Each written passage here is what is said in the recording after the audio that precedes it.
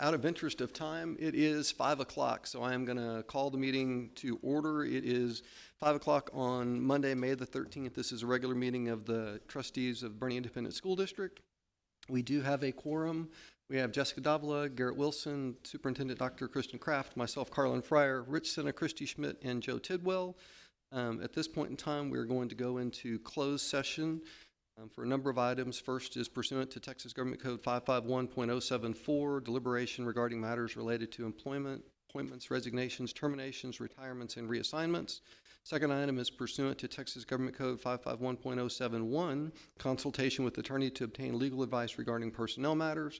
Item 3 is pursuant to Texas Government Code 551.072, discussion of purchase, exchange, lease, or value of real property. And the final item in closed session is pursuant to Texas Government Code 551.0821, deliberation of personally identifiable information about a public school student. So it is now 5:02, and we will go into closed session.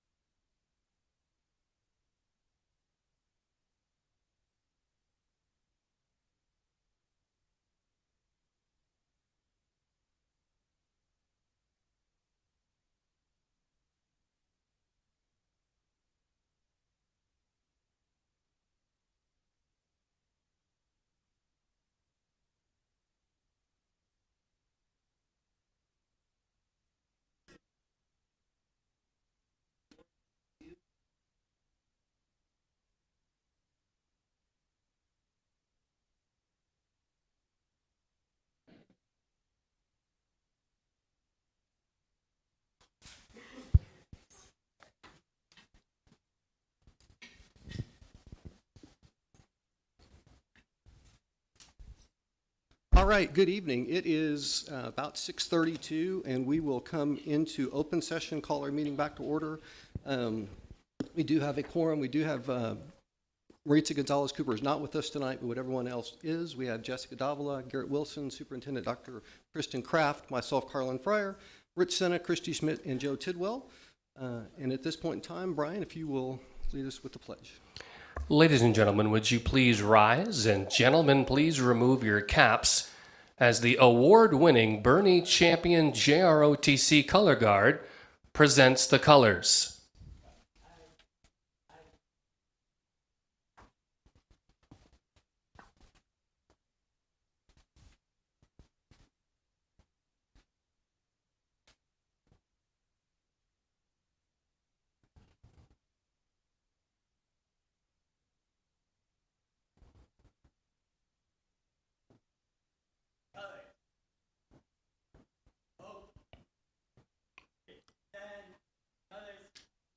To lead us tonight in the Pledge of Allegiance and the Texas Pledge, Voss Student Council.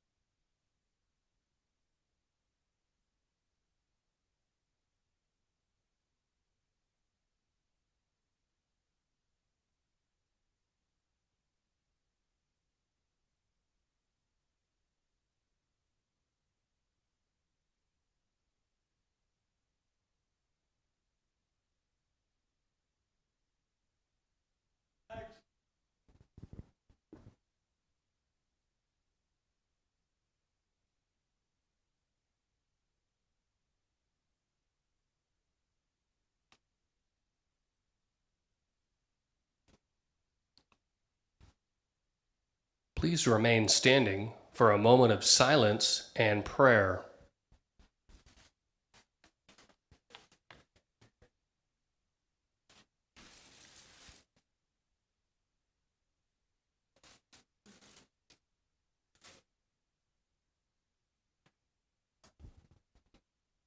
Please be seated. Mr. President, Board of Trustees, our fine student council members from Voss have some questions for our board members this evening.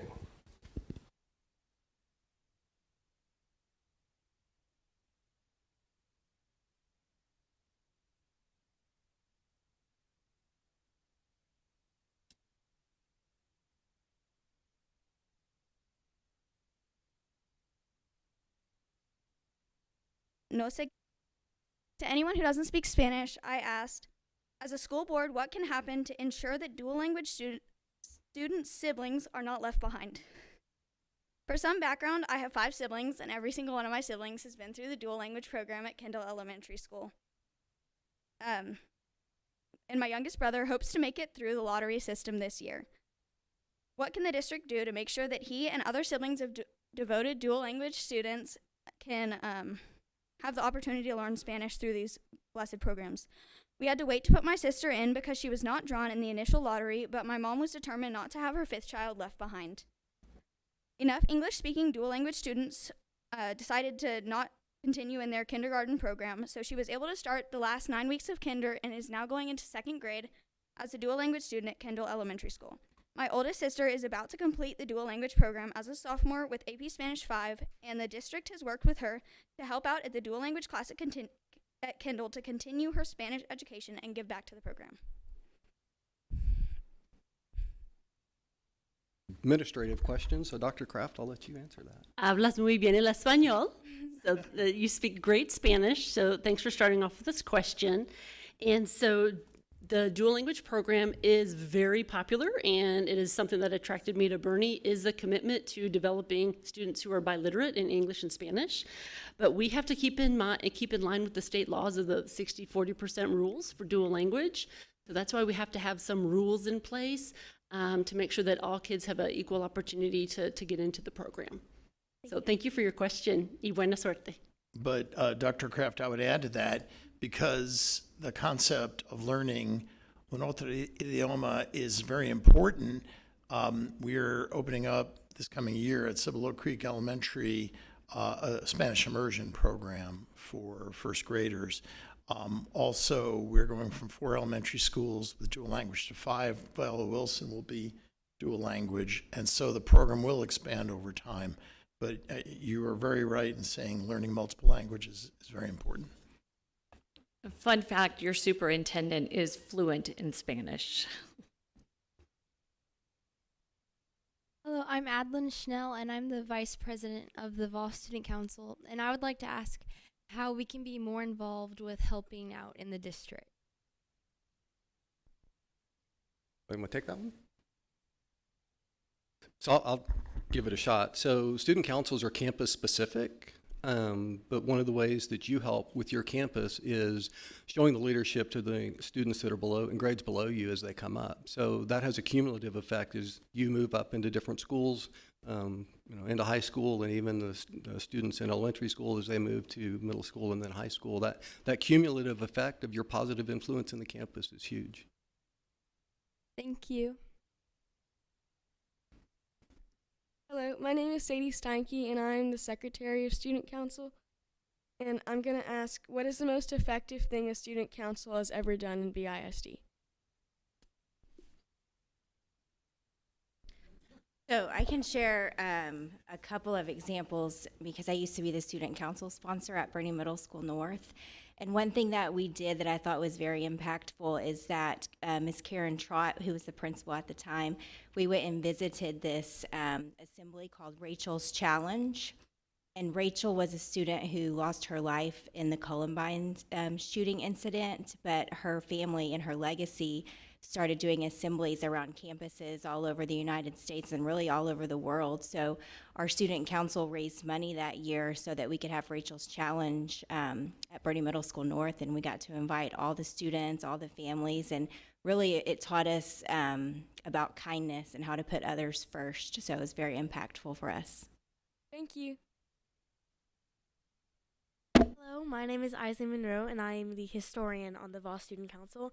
And I would like to ask, what are some ways that student councils can be more involved on their campus?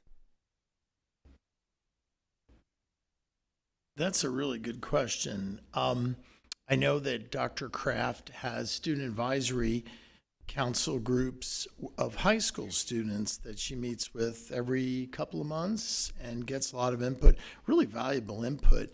And I would encourage you to have something like that at your school with your principal if you don't already have that, because that's a way to really get a lot of good ideas across. I remember it was maybe 5 or 6 years ago, we had a student group from one of the middle schools come before us and ask about what about the possibility of middle school soccer. And it was an idea, and Coach Leach, he must be here somewhere, but he said, hey, that's on the horizon. But the fact that students came here, it moved it up a little bit, and there was a plan, and now there is. So it's exciting. Your voice has to be heard. Thank you.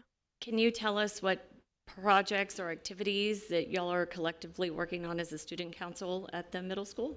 Yes, we have been funding lots of dances and parties for big groups that we sponsor, and we've been volunteering at several organizations such as like Farming Pet Rescue.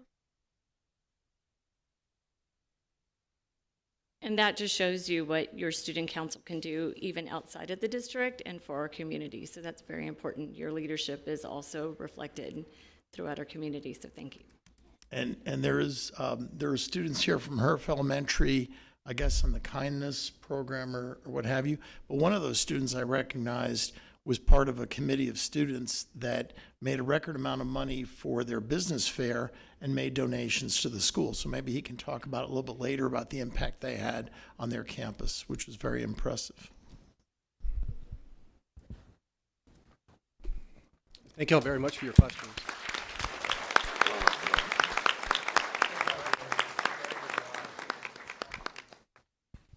Thank you, Mr. President, our Board of Trustees, Dr. Kraft, and our guests. If our board would come down for photos. This is the part in our meeting where we honor outstanding Boerne ISD students and staff. And tonight, we're honoring nearly 100 students and staff for recent accomplishments. And as they come up, we'll tell you about what they've done and what they've earned, and then we'll get a photo, and then we'll have all of our other groups come. So our first commendation tonight celebrates the Boerne Greyhounds Track and Field State Qualifiers.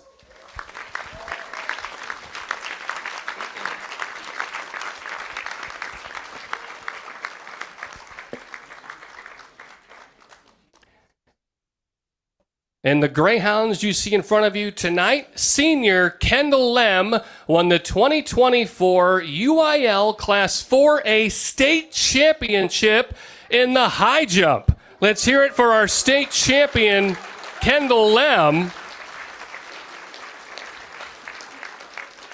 Kendall is a two-time state medalist, a two-time district champion, two-time area champion, three-time regional champion, and is the only the second state champion in Boerne High School track history. The Greyhound boys 4x100 team placed fourth at the state meet, missing the podium by 1/10 of a second, but they broke the school record again. They have broken the school record 4 times this season. Let's hear it for our school record holders for the Greyhounds track and field team. And congratulations. Thank you for being here. And we hope to see you back again next year. Let's hear it one more time for the Greyhounds track and field state qualifiers. Our next commendation honors the Champion Chargers track and field state qualifiers. Let's hear it for the Chargers.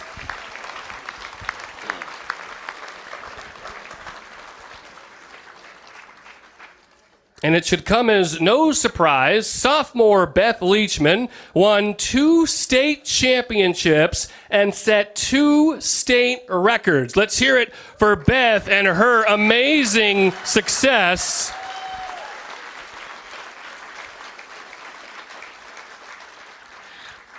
Beth won the 2024 Class 5A state championship in the 1600 meters and the 3200 meters. She set several national records this season as well and has won a total of 4 state titles in track and cross country. Chargers senior Ephraim Tonborg won 2 state silver medals in the 100 and 400 meter wheelchair race. Let's hear it for Ephraim and his 2 state silver medals. And the champion boys overall won the regional title and the area championship this season. One more time for the Chargers track and field state qualifiers. Our next commendation celebrates the 2024 Visual Arts Scholastic State Qualifiers. Let's hear it for these talented art students as they have state gold. Boerne's Braden Gardner took home the gold seal, which is the highest honor in the state, for the 2nd year in a row. Let's hear it for Braden and that accomplishment. Boerne's Michaela Jones, as well as champions Reese Schaefer, H. Ryan Vogt, Caroline Cabral, and Kennedy Holland, all earned state medals. Let's hear it for our state medalists. For vase. State qualifying artworks are assessed by jurors from across the United States. Students who receive a rating of 4 were awarded with a state medallion and named an all-state artist. Let's hear it one more time for our vase state qualifiers and medalists.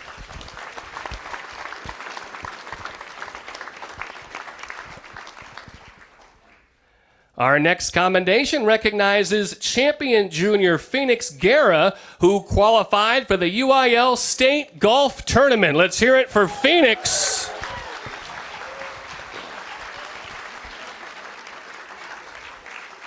Phoenix qualified for the state tournament for the 2nd year in a row, thanks to a 4th place finish at regionals. At the state tournament, Phoenix placed 7th overall. He had a 2nd place finish in the district tournament this season. Phoenix was first team All-State 2 years in a row. Let's hear it for Phoenix Guerra.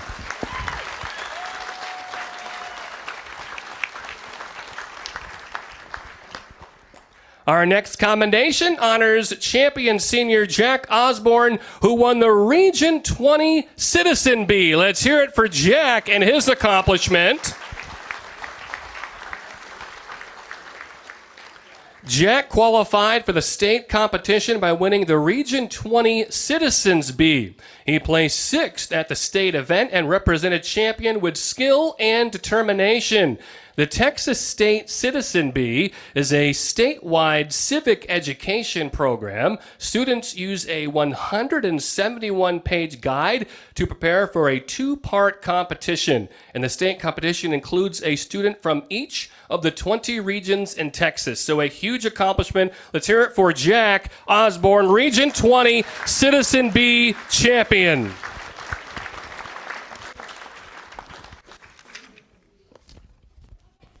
Our next commendation celebrates champion senior Lauren Tippin, who won the 2024 Texas State Japanese Language Speech Contest. Let's hear it for Lauren.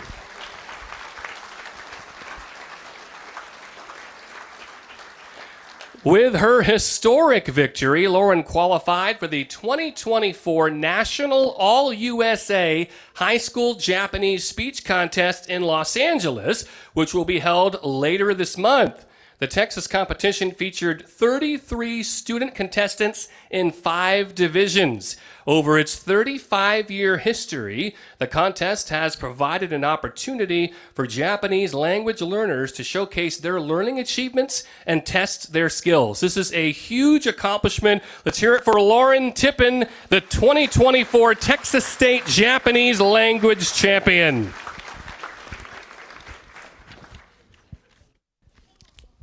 Our next commendation celebrates Fabra, second grade teacher Melanie Gaughan. Let's hear it for Ms. Gaughan this evening.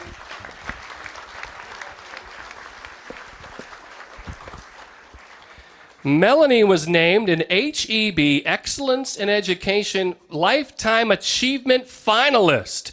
As a finalist, she received $1,000 and a $1,000 check for Fabra as well.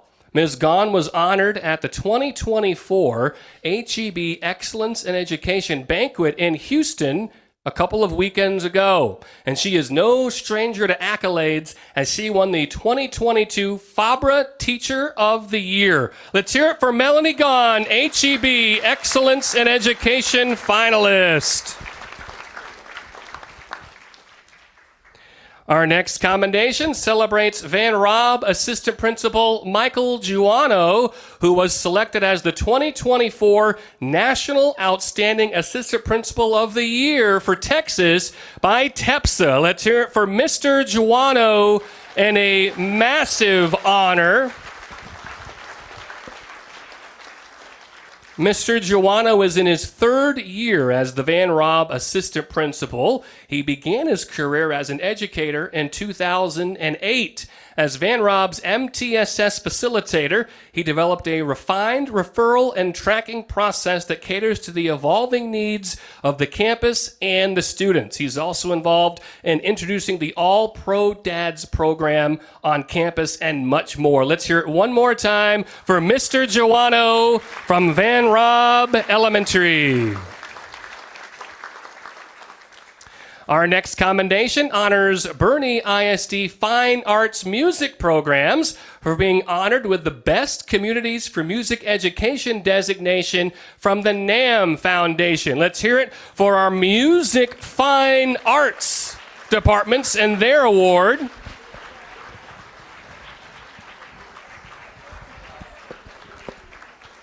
BISD also earned this honor in 2021 and 2023. Now in its 25th year, the Best Communities for Music Education designation is awarded to districts that demonstrate outstanding achievement in efforts to provide music access and education to all students. To qualify for the Best Communities designation, BISD answered detailed questions about funding, graduation requirements, music class participation, instruction time, and more. Let's hear it for the Boerne ISD Fine Arts Music Programs and their national recognition.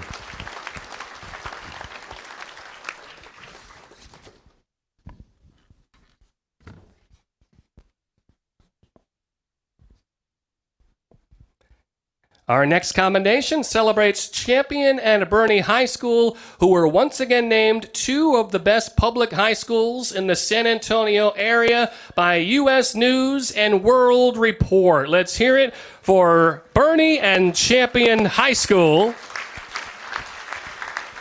And our two principals joining us this evening.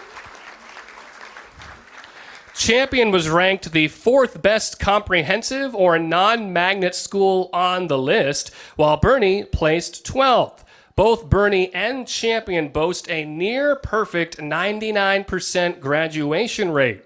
The publication ranked nearly 19,000 schools, focusing on college readiness, reading and math proficiency, reading and math performance, and more. Schools ranked in the top 40% nationally achieve this status as best schools. Let's hear it for Boerne and Champion High School and U.S. News and World Report.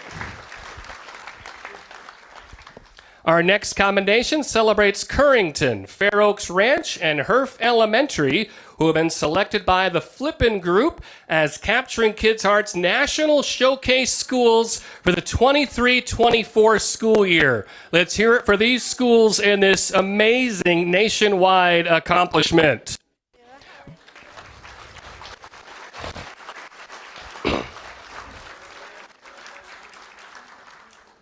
Currington Elementary has earned this honor 4 years in a row, while Fair Oaks Ranch has earned this honor 6 years in a row, and Herf has earned this for the second straight year.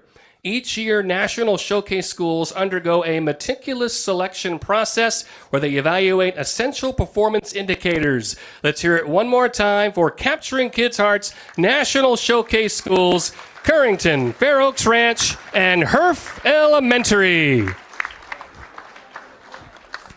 All right, I'll now hand it over to our superintendent, Dr. Kraft, for some special presentations. All right, thank you, Mr. Benway. Welcome, everyone, to our May board meeting. We had election a few weeks ago, and we wanted to take time to recognize some of our outgoing board members and thanking them for their service. So we have 3 plaques to honor the service. So Carlin Fryer is re-elected, but he served as board president for 23-24. So this is a plaque in recognition and appreciation of your service, dedication, and leadership to our district.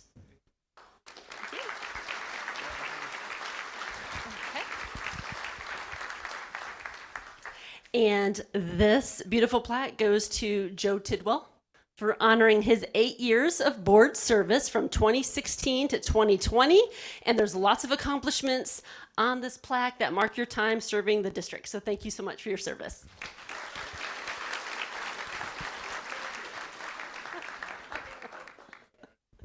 And Jessica Davila, if you can come join me over here. Jessica has been a board member for 3 years, from 21 to 24, and we want to recognize all the great things that you did during your leadership here on the Boerne School Board. So thank you so much.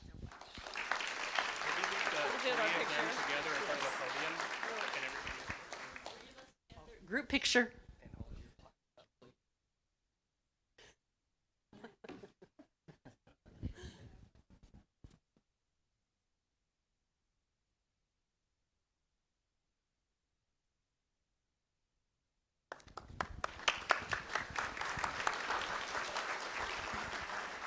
And I know they don't like to be the center of attention, but I just want to say thank you to this board. I spent quite a bit of time with them in the fall as we went through the selection process.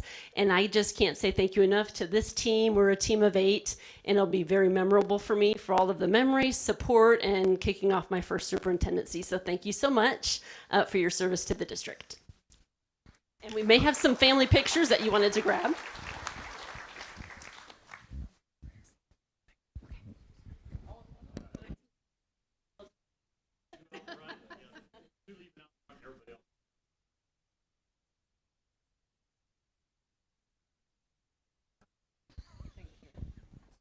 And Mr. President, that concludes commendations, so I will yield the floor back to you.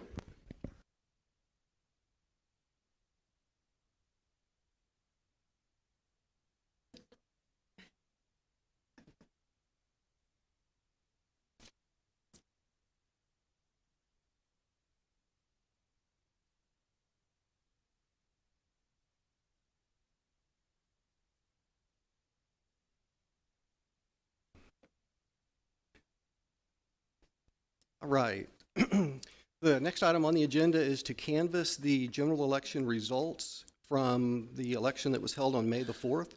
The Kendall County Elections Office presented all of the information to the district earlier today, and I will read what the results of those were. The following is from the Kendall County Elections Office. Total votes cast were 3,417, and total provisional votes cast were 0. For School Board Trustee, Place 1, Carlin Fryer received 1,880 votes, Mike Stewart 855, and Candace Affelt 377. For School Board Trustee, Place 2, Dallas Pipes received 2,135 votes, and Noah Oviedo received 1,008 votes. School Board Trustee, Place 3, Courtney Darter Bruce received 2,616 votes, and Thomas Norstrand received 494 votes. So based on the results of that, I would entertain a motion to accept the election results as reported by the Kendall County Elections Administrator. Mr. President, I move that the Boerne ISD Board of Trustees accept the election results as reported by the Kendall County Elections Administrator. Second. I have a motion and a second. Any discussion? All those in favor say aye. Aye. Motion carries. All right. So with that, we will now do our oaths of office. Yes, Mr. President, here to distribute the oath of office is our 451st Court Judge, Judge Kirsten Cahoon, and she will administer the oath of office to Mr. Fryer, to Mr. Pipes, and Mrs. Darter Bruce. I'm gonna hold it. Oh, you're just going there. Oh wait, I'm on the wrong side. Am I on the right side? Okay. I want to be on the wrong side. You don't want to judge on the wrong side. That's not a good idea. It's just never a good idea. Okay. Oh, you're gonna hold the microphone. All right. Are you ready? Because you have to place your right hand and raise your right hand. Thank you. You did that right. Place your left hand, raise your right hand. Are you ready? I'm ready. Am I ready? I think so.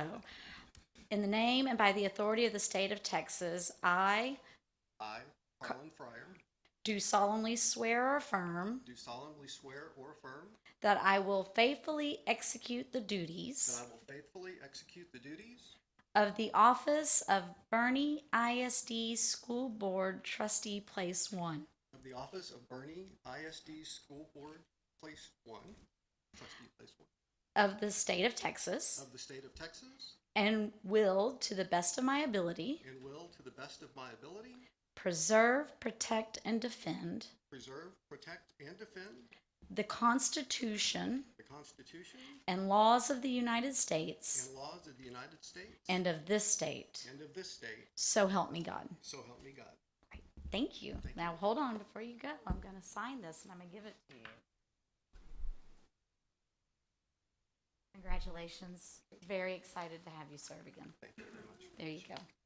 Thank you. All right. Next. Courtney, come on. No, you're Courtney's next. I have it in order. I just trust how they're given to me. I need it just would be easier. Hold me up or him up. And you get to stand in the middle, and so I'm going to move this. I want you to stand right there. Right? No. Yeah, you want me to stand right there. I want you, and then I want you to stand over here, because you got to have right here. And then there you go, and raise your right hand. I think we got it. Okay.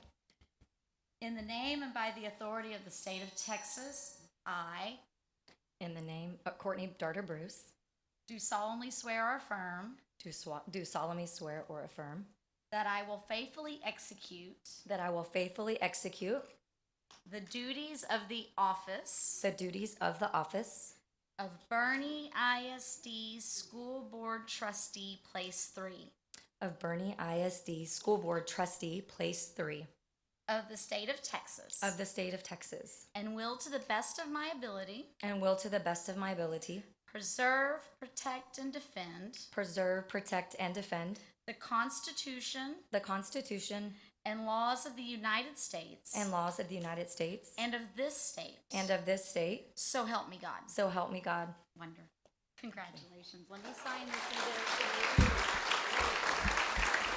Congratulations. All right, there you go. With my terrible signature. No, you don't have to sign. You already signed it. That one's just for you. Thank Or do I need to keep them? Keep them. Oh, you gotta give it back to me.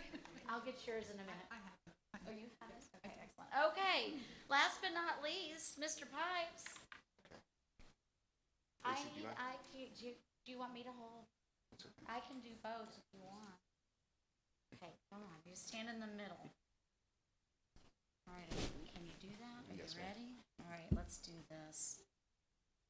I'm going to say in the name and by the authority of the state of Texas, I Dallas Pipes, do solemnly swear or affirm do solemnly swear or affirm that I will faithfully execute that I will faithfully execute the duties of the office the duties of the office of Boerne ISD School Board Trustee, Place 2 of Boerne ISD School Board Trustee, Place 2 of the state of Texas, of the state of Texas, and will, to the best of my ability, and will, to the best of my ability, preserve, protect, and defend preserve, protect, and defend the Constitution and laws of the United States the Constitution and laws of the United States and of this state. and of this state. So help me God. So help me God. Thank you. Congratulations. You did wonderful. Thank you for your willingness to serve. It's wonderful. No, I'm just signing. You've already signed. I'm the only one, and then I gotta Then you gotta hand hand it them over. I think think it's official now. All right. Mr. Tidwell, Ms. Davila, thank you very much for your service. It's been an honor. Mr. Pipes and Ms. Darter Bruce, you're welcome to join us at the dais. Should we? We'll do that in just a second. Okay.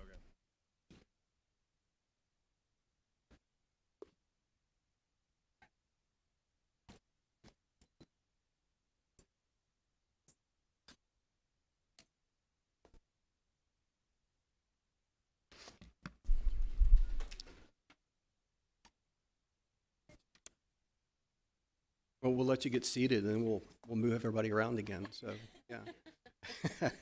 So the next item on the agenda. Well, first, let me say welcome, Dallas. Welcome, Courtney. We're excited to have you representing the community on the board with us. Look forward to the years of your service to the community. So thank you.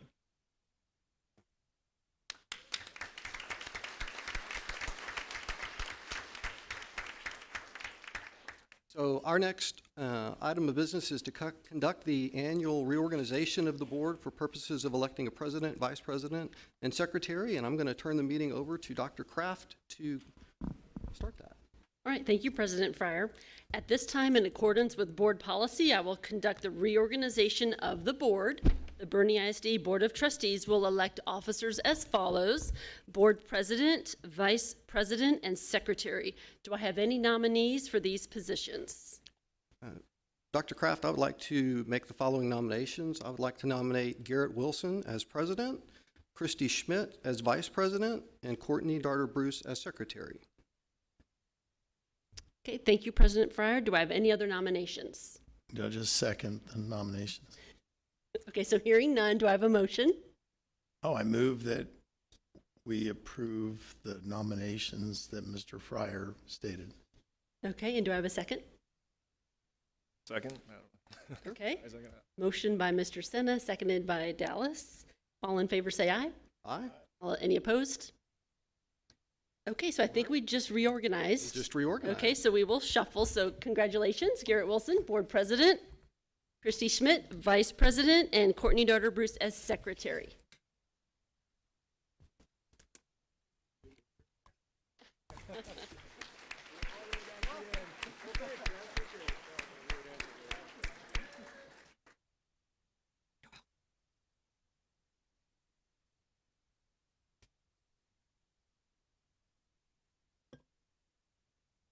Dallas. This is you. There you go.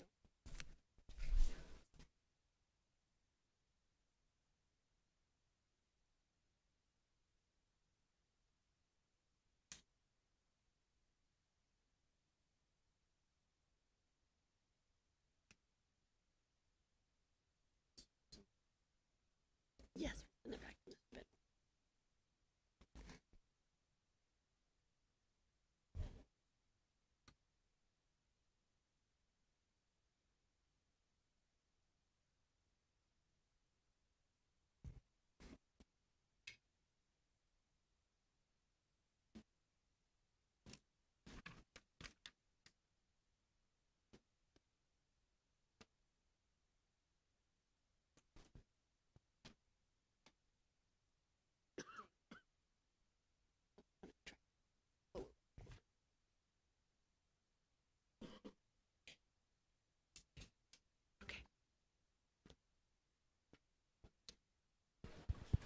Okay, so everybody situated? We good?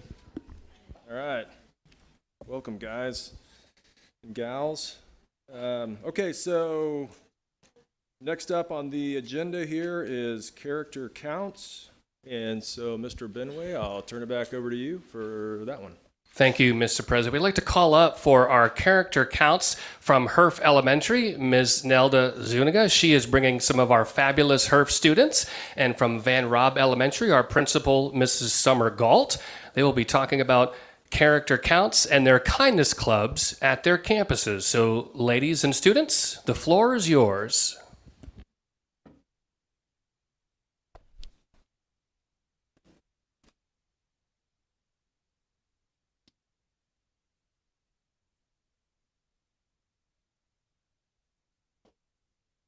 All right, hello. My name is Nelda Zuniga, and I am the HERF counselor.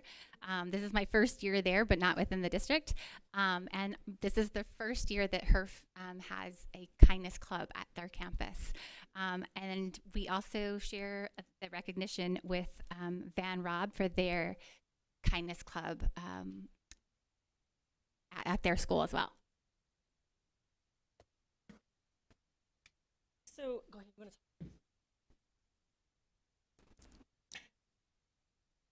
Well, our kindness counts clubs for both campuses, I believe, are based on the same thing. Is just really getting kids to recognize, to spread kindness to those around them. And it's something really small. We can do lots of little acts on our campuses and just to make the world a better place. And so it's about treating people the way you'd like to be treated. And I think both of our organizations, our groups, try to do that. We do that in some of the similar ways and in some different ways. It's just really getting kids involved and making the world amazing.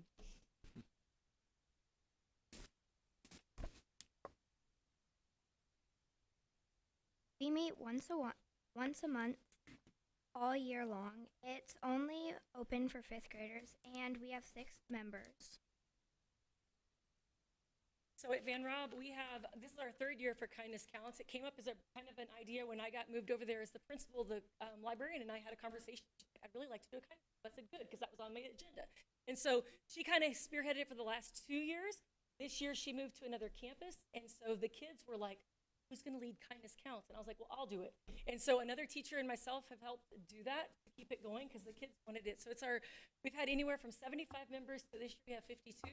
It's open for grades 1 through 5. It's really just anybody that wants to join, we allow to join. That may mean we have extra teachers join in, but we feel like it's the Kindness Counts Club. You can't really tell people no, right? So anyway, that's how ours kind of works. Is like I said, this year we have 52 folks. We did everything to promote kindness. We started off with an allegiance, which you will An agenda. an We started agenda, off with an agenda. which you will be farther along. So on our campus each year, we try to have a conversation with the kids on what things they would like to do. And then we kind of line those out as to how they can fit into the calendar. And so, for instance, at our last meeting at the end of the year we just recently had, we talked with our students about what things they maybe would like to do for next year so we can already start getting some projects going. So one of their favorites is the campus cleanup. They love to get the brooms and their little gloves on and their little trash bags and go clean everything up. This year we had the opportunity, we were awarded a BEF grant for a pollinator pathway. And so we solicited the help of our Kindness Counts Club as well as our student council, and they actually planted it. And that was one of their favorite things. We did a reflection at our last meeting as well, some of their favorite stuff. And so that's what it was being able to plant that, go out and see it. We watered that day, and it's just really a neat time to spend with the kids, doing things that they really like. They wanted to make cards for our veterans. You guys probably did something similar. So we spent a lot of time doing that, and we passed them out. They were there, passed them out at our Veterans Day ceremony to folks, just made care packages for the community. We also spent one meeting making painting rocks, and on the back we put like #VRS rocks. And so our plan is to scatter them throughout our campus community as well as our school community for folks to find and then take pictures with them, and hope to continue spreading that. So just a few of the things that we're doing at Van Rob. This is us. The keys up there. And then these are some of our kiddos in the library making some of those cards and things for our veterans. And then this, as we spoke a little bit about, this was the application that we put out to our students, and they had to fill out that application thing with the parents, have permission to be able to join. And then I think the rest of the photos are of you guys over at HERF. How we got started. We had to apply and also get 2 teacher recommendations. These are our group meetings.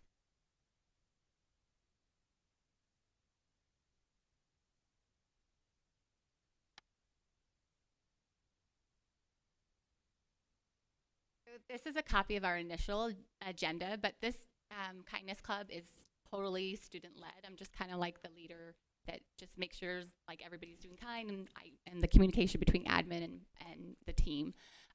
So a lot of our ideas or our agenda ideas, they went off just based on what the kids wanted to do and things like that. But the interview process was just like exactly like the real world setting where they had to be interviewed. And so it was quite a task. What we've accomplished. We did Down Syndrome Awareness Month. We did Wear Crazy Socks for Kindness Week. We did Be the Eye and Kind, and we would read books to the kindergarteners and first graders, and we had to where you would wear the colors on our sheet for Kindness Week.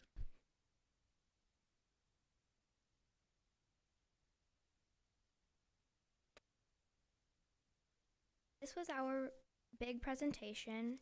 We practiced for a month creating a show-wide college and career awareness lesson. And then the next one is just photos of our kiddos doing the campus cleanup and planting the plants. So it's a good time.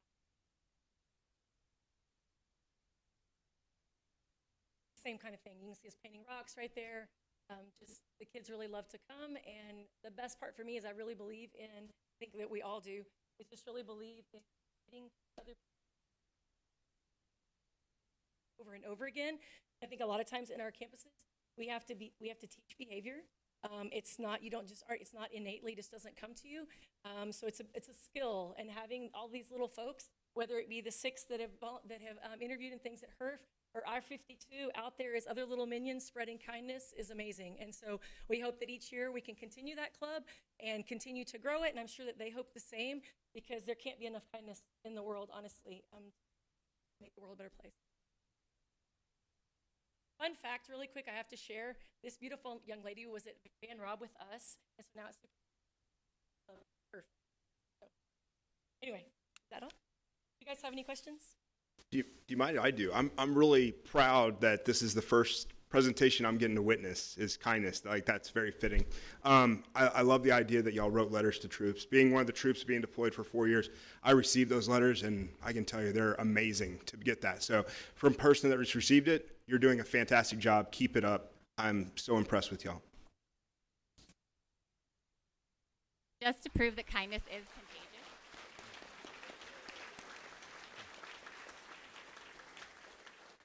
Just to prove that kindness is contagious, I've already got a long list from 4th and 3rd graders from next year that want to be part of this club, so I may just open it up to further grades. Awesome. Thank you. You guys are awesome, and that definitely fits in with the whole child, learning aspect that we have in social and emotional learning, and it's just awesome what you guys are doing over there. Super important. Okay, Mr. Benway, back to you for the Boerne ISD highlights video. Yes, sir, Mr. President. We're going to see 2 videos in one. The first is our latest BEF Wow moment, which will feature a fantastic event going on in one of our schools. And the second video you're about to see is our Limelight Student of the Year. If you will recall, we had a Limelight member for each month. This is our winner for the entire school year, and we will surprise them. They were supposed to come tonight, but they have a band concert, so they can't be here, but we're going to surprise them at their award tomorrow. So here are the Boerne ISD video highlights. Hi, I'm Ellie. And I'm Olivia. Welcome to HERF Elementary School. Today's wow moment will be in Mrs. Young's classroom, where students are playing with new instruments.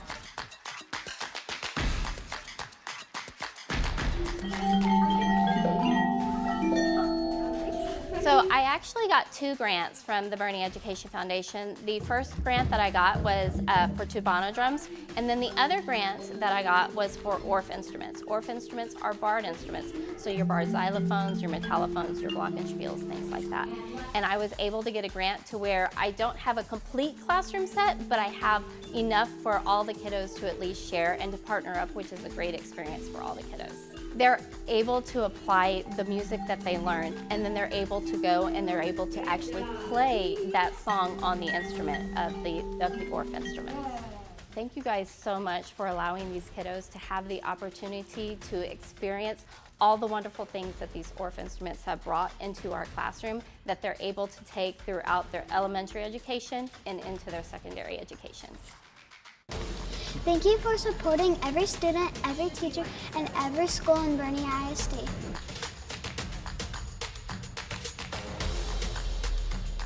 Congratulations to Mac Morose for being selected as the Limelight Recipient of the Year. Mac is an 8th grader from Boerne Middle School North. He's an outstanding student leader who excels academically and in extracurricular activities. Mac is president of the Student Council and a proud member of the BMSN Honors Band, where he plays the French horn. In addition, Mac plays football, lacrosse, and soccer. He's the youngest of 6 siblings. At 5 years old, Mac was diagnosed with type 1 diabetes and is very passionate about serving as an ambassador for the Juvenile Diabetes Research Foundation. Mac's teachers and coaches all say that he is a positive student with a great work ethic and is always willing to help his peers. Mac is the consummate teammate and brings out the best in everyone around him. He's a natural leader, both verbally and physically. He's always respectful, caring, hardworking, and a young man that any coach would love to have in their program. We would like to thank Mac for being an awesome Greyhound at Boerne Middle School North. Congratulations to Mac as the Limelight Recipient of the Year. The Limelight is sponsored by HEB. Thank you for supporting students and teachers in Boerne ISD.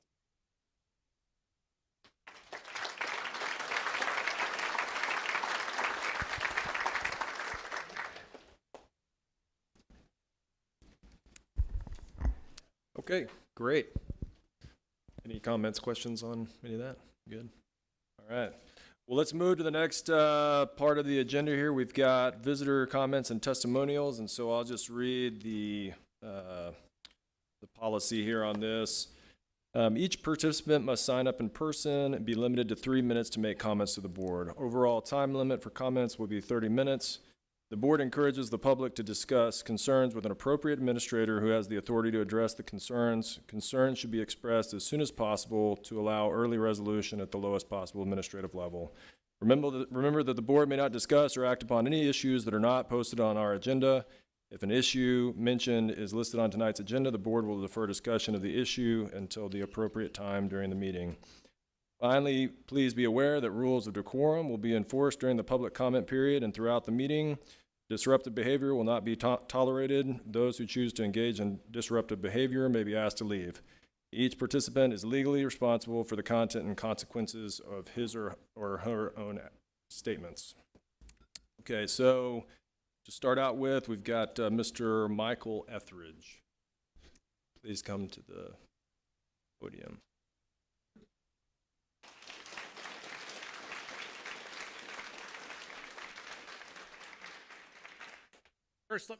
First, let me apologize. I normally wouldn't speak in front of you wearing a hat, but I wanted to wear this hat today for the message I'm bringing, and because my Boerne welding shirts seem to have shrunk since I graduated high school.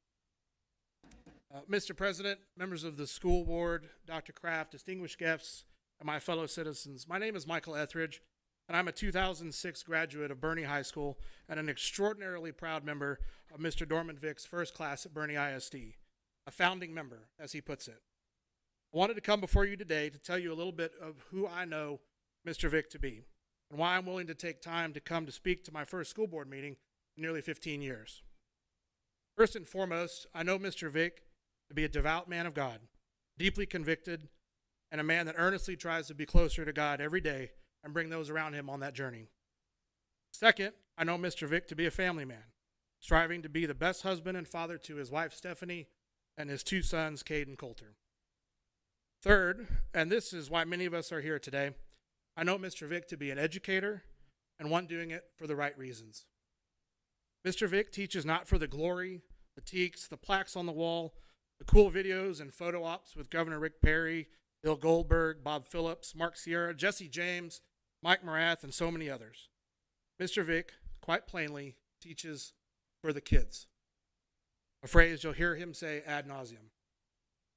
I have known Mr. Vick since stepping into his classroom in 2005 and have kept in touch with him throughout the years. I've continued to support him and his program because I believe that his program changes lives. In addition to being an extremely skilled fabricator and educator, Mr. Vick is a role model of the highest order. He is a motivator and an inspiration to every student that passes through his shop.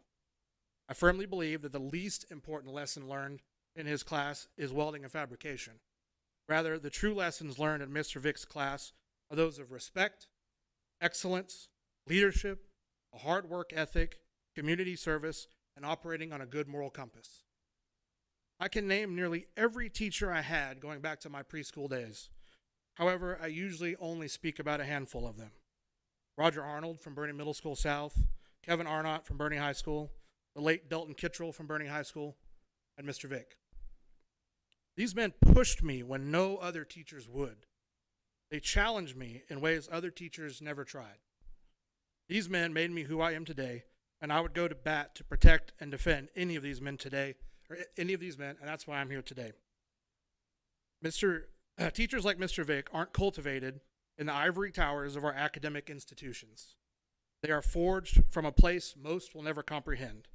They are imbued with the grit and power of titans, instilled with the wisdom of the great philosophers, and inculcated by the hearts and minds of those that came before him. I, without question, am proud to stand here today to support Mr. Vick, and I hope you do too. Thank you.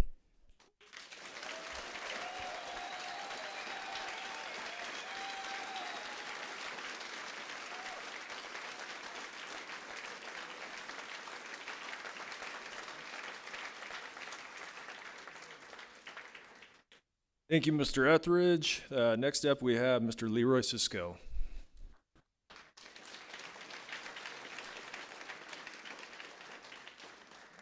Thank you very much. Appreciate the time to be here today.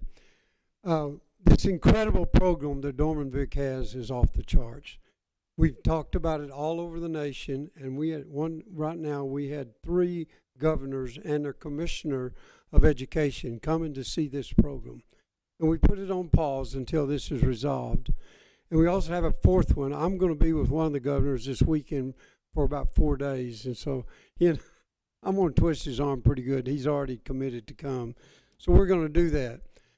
I was going to talk about some more, but Rick Perry wanted to be here tonight and wasn't able to. He couldn't get out of it. So he sent me a letter to read to y'all and let you know how he feels. And so I'm going to read that letter to you so you can understand how much the governor and everybody else that he deals with in this state think of the program that you have here at Champion High School. To Dr. Kraft, Dr. Hinojosa, Boerne Champion Independent School Board, members, please accept the addendum to Lieutenant General Cisco's testimony. I've had the privilege to meet Dorman Vick and the outstanding young people of his welding school. I have referred them to Pete Hutchins, Brian Kilmade, and Mike Rowe for a Fox News segment or documentary, of which they have agreed to do. This is a type of vocational education program that we need to be hollering about all over at Champion all over the state of Texas. The national outlet is very interested and excited about the potential exposure of this program could have not only in Texas but nationally. All this can be credited to Dorman Vick, commitment as well as his love and respect for the young people in this very professional development program. I know the citizens of Boerne and the surrounding area have a great respect and appreciation for what Dorman Vick has done for the previous, current, as well as the future students who will sign up for this program. This can be an extraordinary example of what vocational education can and should be in the great state of Texas. I will continue to be the staunch supporter of Dorman Vick and his desire to teach future generations and important skills.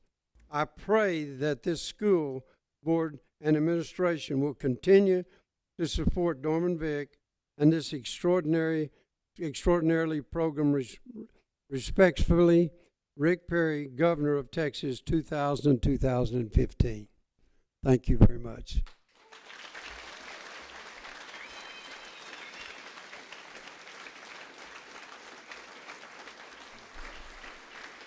I'm sorry the governor wanted to pass that to all of you, so that's what he's doing now. Thank you, General Cisco. Okay, Next up, we have Mr. Eli Christian.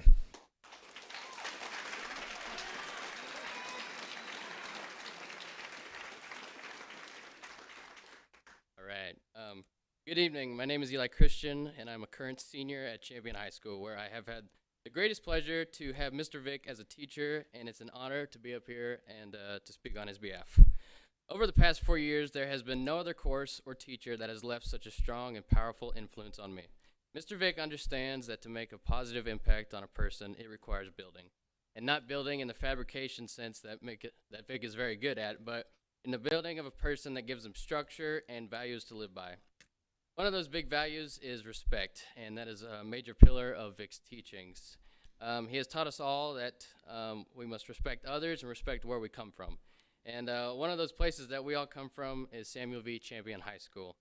Our namesake, Samuel V. Champion, was a very special man, a man who Vick had the utmost respect for. And a little story, the last time that I was with Vick, last time I was working with him, we were over here down the road working on Samuel V. Champion's headstone. Because unfortunately, over the past couple years that he has been there, a lot of the painted letters on his headstone have begun to fade. So our job was to begin to repaint it, and we were going to put a monument that we have built in class. And that was the last time that we've got to see him, unfortunately. But Vic took it upon himself to have the program become the stewards of Sam Champion's resting place, and we were graciously granted that permission by Miss Champion. This one example goes to show what an amazing teacher Vic is. He represents what a teacher in this district should stand for and what this district should have more of. I'm a product of what Vic teaches, and through those values, I've learned to stand up for what I believe in, and that's why I'm standing up here today, because I believe in Vic, and teachers like him should be a bigger part in this district, and we hope that we have him back very soon. Thank you.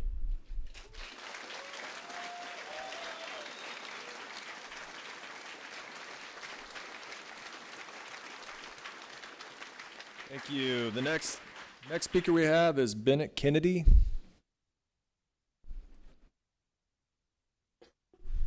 Good evening. Thank you for allowing me to come and speak to you all this evening.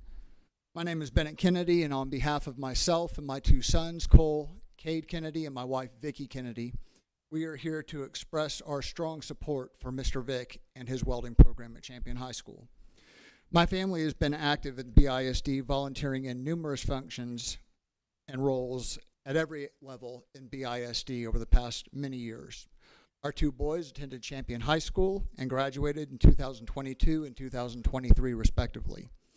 Both of our boys were part of Mr. Vick's welding program, and both graduated with dual welding certifications from his program. Our oldest son, Cole, remained in Boerne after graduation and opened a very successful welding company that he learned those skills not only for fabrication, but also the skills of life from Mr. Vick. Mr. Vick was instrumental in assisting Cole and being a mentor to him after he graduated in his early days of starting his company. In the time that I was fortunate enough to regularly speak with Dorman Vick, he would often say that his first job was to teach the students to be good human beings, and his second job was to teach them how to weld. And I think that we've seen that reflected in the numerous programs that he have done within our community, volunteer organizations, and the representation that you see here this evening. He regularly gave of his time after hours and on the weekends to his students and was instrumental in the success of my son in starting his own business. Our family, and many families as you see here tonight, are deeply concerned about the progress of this investigation, and quite frankly, the lack of communication and transparency coming from the district. Mr. Vick was placed on suspension on April 24th, and it is now May 13th, which is 20 days of his suspension. We've had very little information coming from the district, and we are very disappointed. We understand this is an HR-related issue. We understand there is a level of confidentiality that must be maintained during that process. However, the district has, in our view, done a very poor job communicating with the students that are currently enrolled in his programs, their parents, and more importantly, the community at large, as shown by the significant number of people who are here tonight expressing support for Mr. Vick. In our view, there are several key concerns. Number one, the length of this investigation seems excessive, and the lack of communication is unacceptable at every level. The school district has established a precedence with higher level of transparency as well as much quicker completion of investigations in the past when investigating other BISD faculty. Number two, the senior class has not been able to complete their senior projects. These projects are not only the culmination of their time in the program, they are also critical to their portfolio of work as they seek employment after graduation. And lastly, and I'll finish, adequate accommodations has not been provided to these students so that they may complete their projects in a timely basis this school year. In closing, we are here to support Mr. Vick in BISD and ask that he is reinstated so that he may continue to work with his students and put this unfortunate event behind him. Thank you very much for your time.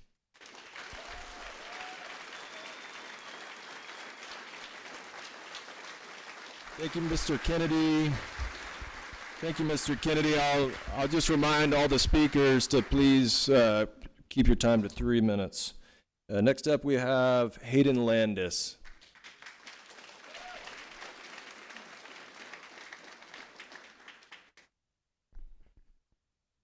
My name is Hayden Landis. I'm a senior at Champion and have been in the welding program for 3 years. I'm here today to share my personal experience with Vic and with this program. During my time with this program, I have seen the profound effect Vic has had on me personally, my school, and my community. Personally, he has taught me more than I ever imagined you could learn in a class. Some of the most important lessons I've learned have nothing to do with the act of welding. He has taught me how to be the best person I can be.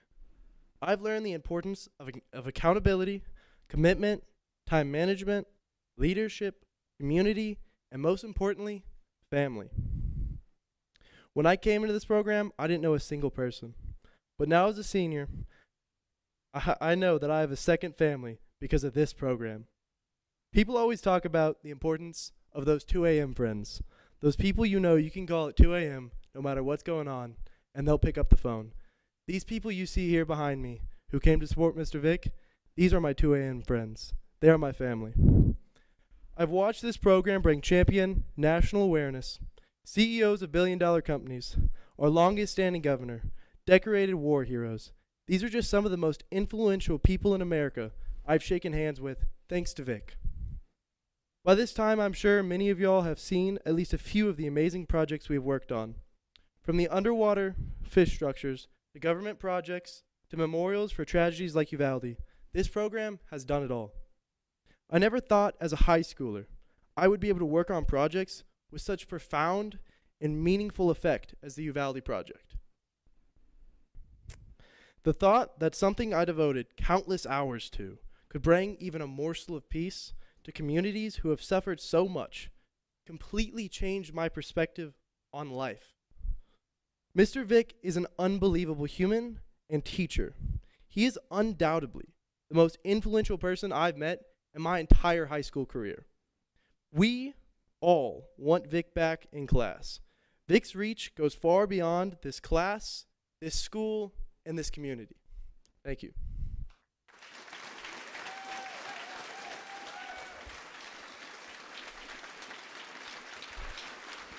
Thank you, Mr. Landis.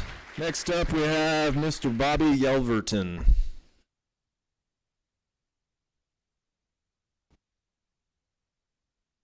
Well, good evening, and Dr. Kraft, welcome to the Hill Country. We hope you enjoy it here as much as I do. I'm a graduate of Boerne High School in 1979. Yes, that's a long time ago.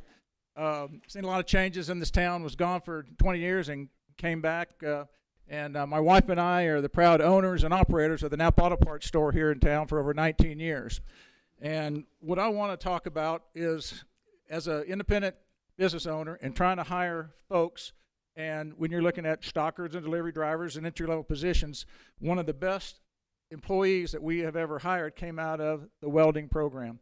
And in my 19 years, I'd say we probably have had 15, maybe 16 students that have come out. And when they came out prepared, you know, there's certain things you can't teach, like pick that up. don't be lazy, yes sir, no sir, yes ma'am, no ma'am, opening the doors, cleaning. And these young men, and I believe we had one girl, I'm not positive on that, but I think she was out of the automotive program. But basically it was already taught, and there was just a respect. And I can't tell you how proud I was in knowing this welding program and what had established and all the accolades that they have gotten, all the state awards and over again. I believe, we've got some stuff that the federal government has even gotten involved in or purchased for what Mr. Vick or the welding program has put together. And, ethics and respect, doing the right job, procedures, finish the job that you're given a task is something that these young people have come to us for. And I know I speak because there's several other business people here. There's repair facilities owners that are here. They're probably in the cafeteria. They may not be signed up to speak, but they had the same feeling. They came out, these kids knew how to read a tape measure. They knew, what certain things were, and that makes a big difference. I hope that I leave an impression upon young people as much as the welding program has left on these fine young men standing behind me. And, I thank all of you for what you do every single day, because this is not an easy job. I don't know whether it's congratulations or condolences for being elected to the school board, because, it's we're not going to make everybody happy. And all the teachers, thank you for what they've done. All these awards and things that have happened is just fantastic. So, but in closing, I really want us to take a hard look at what will happen to this program if we do not have the person leading it that has been leading it year after year after year. And that's one reason why my wife and I invested thousands of dollars on this Rick Perry program with no recourse whatsoever, just wanting to help, because we see it's such a great thing for Boerne and the community I'm proud of. I know you guys are proud of, and I thank you for what you do. Thanks for being here.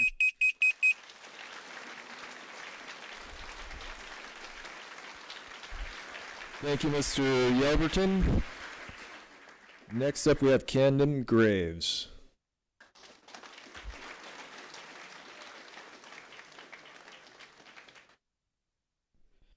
Hello, as he said, I'm Camden Graves. I'm a student of the Champion High School Welding Program. As all of you know, our champion teacher was removed from the classroom a little over 2 weeks ago, and our staff and students were left wondering what's going on and what has happened to one of the biggest role models we have in our school and our community.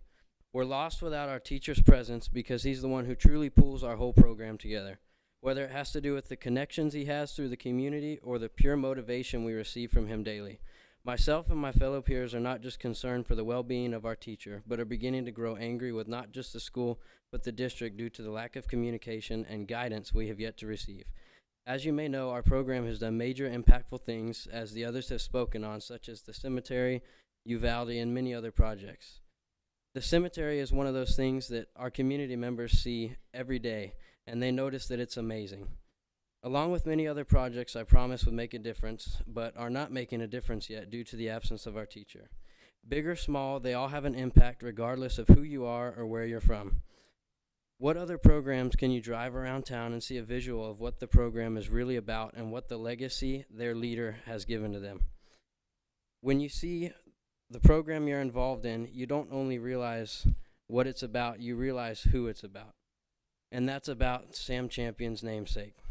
Every time I see these projects, they remind me of one of the best classes I've ever been in. This is the class that really changed my outlook on not just daily life, but the outlook on my future. I'm one of the many students in the program, but not like many, I've only been in the class 2 years, unlike others who've been there 4. Regardless the length of the time you've been in the program, I've noticed that the impact is the same. For those who know Mr. Vick, you know that he's a very compassionate and impactful man on everyone, whether you know him well or not. This is due to the personal level of respect he forms with everybody and every single one of his students he has. With that being said, I get to the point of how this isn't just a welding class. This program is a family. Mr. Vick is like the father over our family. Mr. Cena can vouch for me when I say we wouldn't be who we are without Mr. Vick in our program. He's come to the shop and worked with us and really seen how everything is run. I know I can speak for myself when I say that Mr. Vick has made a huge impact on my life, not just from everything I've learned manufacturing, the projects that we do, and welding, but also just how to be a better man. This program teaches us how to be the great men and women we are to go out into life. With that being said, my point of tonight was to share the impacts our teacher has had on my life and everyone in this community. This is unforgettable. Mr. Vick is loved and supported by current, past, and upcoming students, along with the community and many surrounding. He deserves the best for all he has done for our program and the students he's made. We should all be proud to have an impactful man like this in our community. Thank you.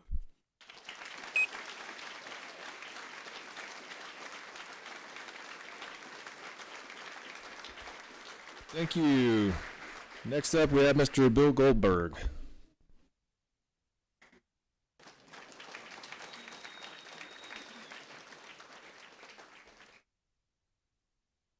Thank you for listening to me tonight. I am unlike everyone else here in that I don't have any prepared statement. I'm going to sit here and talk to you from my heart. 5 years ago, we moved to Boerne from San Diego, California. I'm originally from Oklahoma, Tulsa, Oklahoma, to be exact. And the one thing that we wanted to do was move out of Mars, I'm in California, and come back to the real world, come back to middle America, come back to where family was the most important thing, and education was the most important thing, and your neighbors were the most important thing. We found that here in Boerne. And to encapsulate it into one human being, I'd say that we found that in Mr. Vick. Mr. Vick has set an example for me. I played at the University of Georgia. I was a psychology major. I played 4 years in the NFL, and then I went on to segue to World Championship Wrestling, where I became Goldberg. Ran around in my underwear in front of millions of people. But what I was a role model for people. And role models do not grow on trees. And why I am here standing in front of you with sleeves on for probably the third time since I've been here in Boerne in the last 5 years is that I'm standing up for a friend of mine. I was asked to be here by a number of kids in his class. My son goes to Boerne Champion, and my son was in Mr. Vick's class. My son is the most important human being on the planet to me. And I guard him, as everyone in this room knows, with 100% of my soul. And to share him with Mr. Vick, and to have him learn under Mr. Vick, and to have him share a classroom with all these wonderful kids is a gift.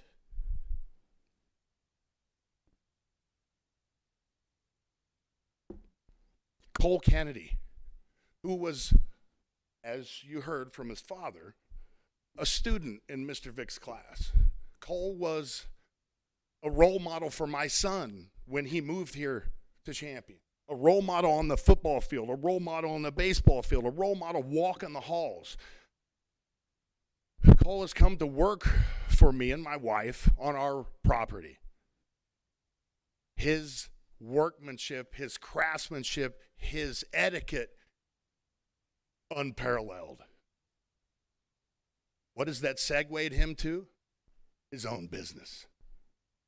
Before you guys make a decision, a final decision on what has to happen here, I want you to look yourselves in the mirror. Okay? Mr. Vick is 1 in a million, and I wouldn't lose him if I were you.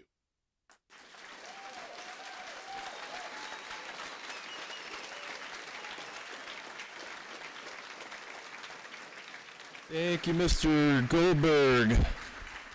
Next up, we have Giovanna Owen.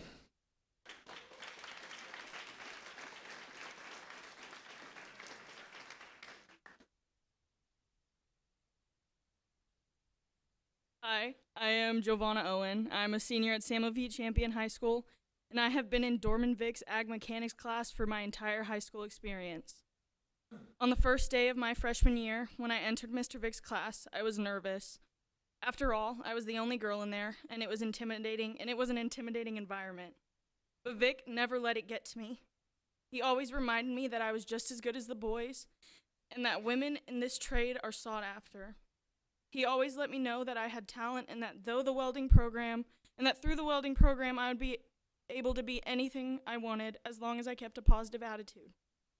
Vic has always been a stand-up guy and an amazing role model to not only me and my fellow classmates, but all those students that came before us. He finds the good in everyone and always manages to bring it out of them. Last year, my junior year, he gave me the opportunity to work on a personal project specifically for my own development. Through the months it took me to finish that project, I had many ups and downs. I almost gave up completely a few times, but Vic continued to push me and tell me all about the opportunities that were waiting for me outside of high school. With his words of encouragement, I finished my project strong, and to this day, it is one of my greatest accomplishments. He has taught each and every one of us respect and responsibility, and he has showed us how to stand up for ourselves and be better people. He reminds us that we are worth it and that we will do something big in this world. I believe that he is the reason I am the strong, independent woman that I am today, and I'm not sure where I would be without him as a role model. Vic makes an impact on everyone he meets, and he always sees potential even when others don't. He will fight for you to be a better person and will work with you until you are. He never gives up and he always stands tall. He works so hard for his students and he always will. His number one priority is always us and what we want to do. He lets us pick the projects and do the work. And he always makes sure that we get the credit that we deserve. My senior class graduates in 10 days.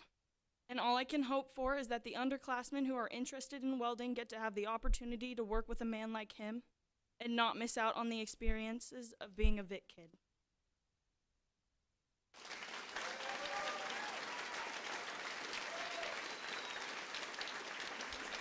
Thank you, Ms. Owen. Next up, we have Mark Sierra.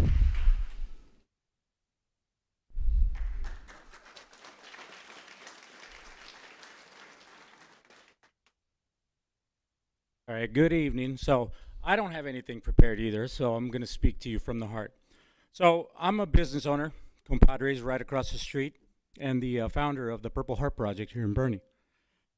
When I heard about this, that this was going on, it took me by complete surprise. Knowing Vic and the type of guy he is, I mean, I admire the man. He's been kind of like family to me and my family. And for a two-time combat veteran who's served in Iraq twice, lost over 65 guys while I was in Iraq. Some due to PTSD, some to suicide. And, you know, sometimes it can get a little hard going through day to day, you know, without, there's maybe a handful of people that I trust here in Boerne that I can always go to, because even if I'm a successful business owner, I've been a successful business owner because of my community, the environment, the people I surround myself with, and there's a handful of people that I trust with my life. Now, there's been a couple of times where I see what Vic has done with his students. One was a few years back where I needed more room to cook. Next thing you know, I show up to my restaurant because when I was, there are times where I drive around my restaurant in the evenings and I visualize what I want my business to be. I showed up one evening, I think I was not supposed to be there because Vic and his students were there working on a barbecue pit to try to help me make more money to provide for my family. And they were there till about 11:30, almost midnight, right? After that, they've helped me out with not only, you know, the restaurant, but also volunteering with the Purple Heart Project, again, where we honor Purple Heart recipients and Gold Star families every year. But there are times where I'm at the restaurant and I get students, some of these guys back here, that'll walk in, they're like, "Hey, sir, how are you?" And I'm one of Vic's students. I'm one of the ones that helped put the pit together. And, you know, it feels good. It feels good knowing the impact he had with these students. I see them every day, and it just, and the amount of support, I mean, everybody that's here this evening is just a testament of the type of person he is. And I always say, I always support my brothers, and I am here supporting Dorman Vic for what he does and what he stands for, because he needs to continue to impact our youth the way he impacted everybody here this evening. So on behalf of the Compadres family and the Purple Heart Project, I hope you guys reconsider and please support someone like Dorman Vic. Thank you.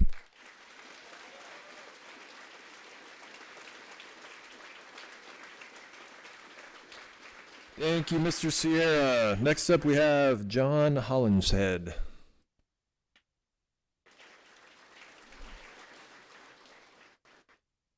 Good evening. My name is John Hollinshed. I know a few of you from my activities in the community. 10 years on the planning and zoning with Rich. I know what a thankful job this can be.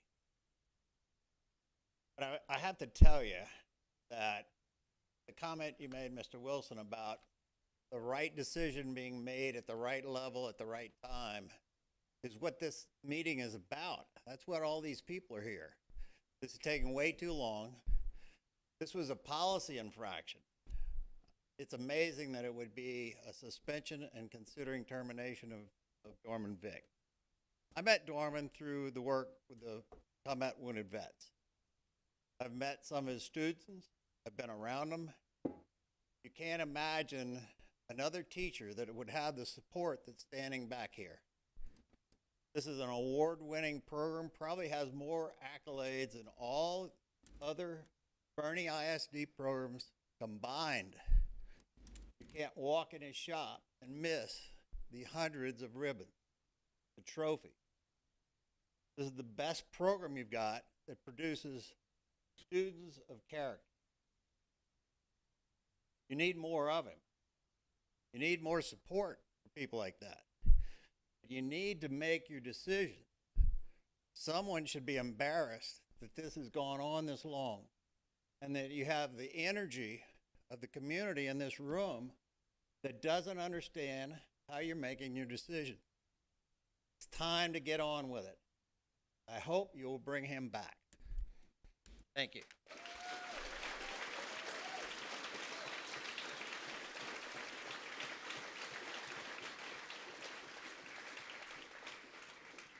Okay, we're coming up on the 30 minutes, or have already passed it, but we just got a few speakers left tonight, and so we'll just go ahead and keep trucking on here. Let's go ahead and have John Landis.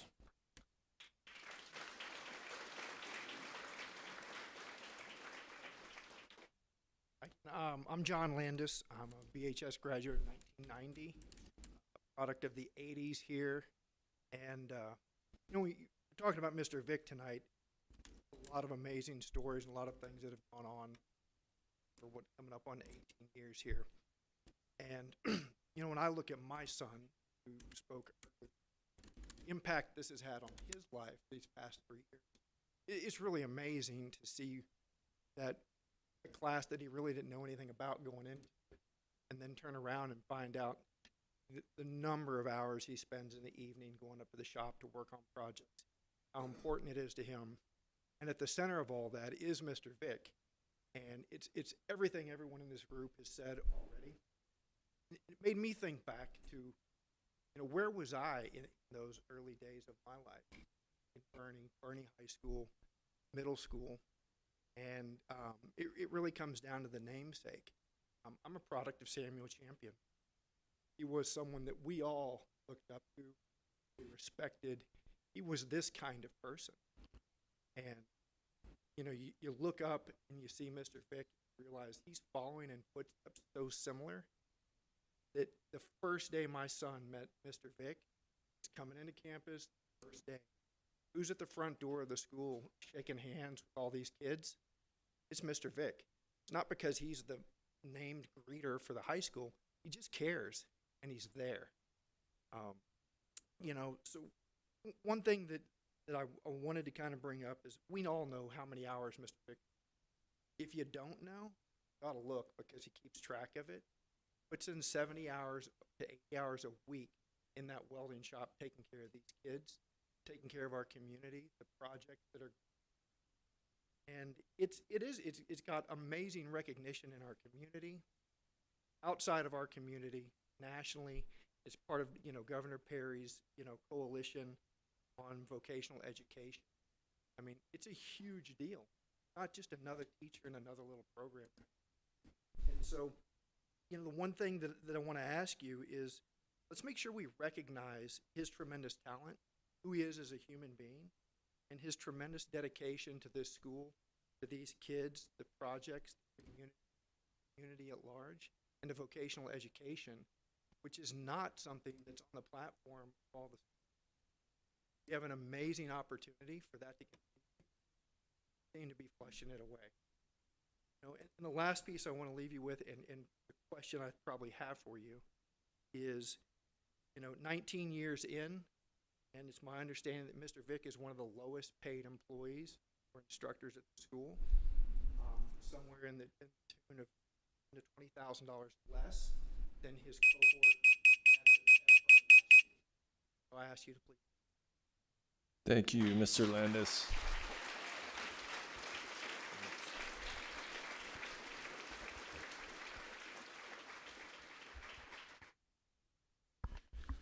Next up, we have Jason Spencer.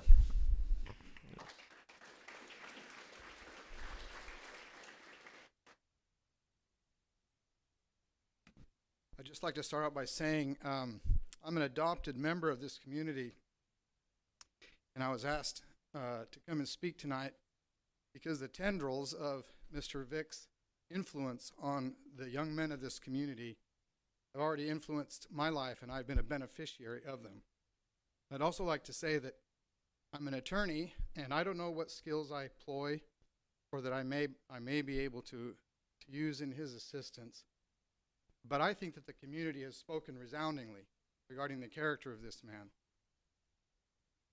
How many of us, if given the opportunity to have something like this, would have hundreds of people show up in their defense, and for every story that has been spoken here tonight, there is 100 more that have gone unspoken by 100 people that have yet to have a voice in this matter.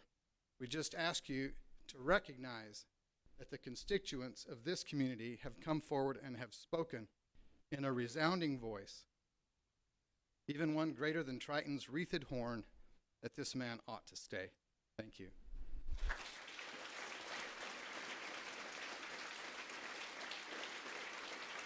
Thank you, Mr. Spencer. Next up, and lastly, we have Jack Burkruff.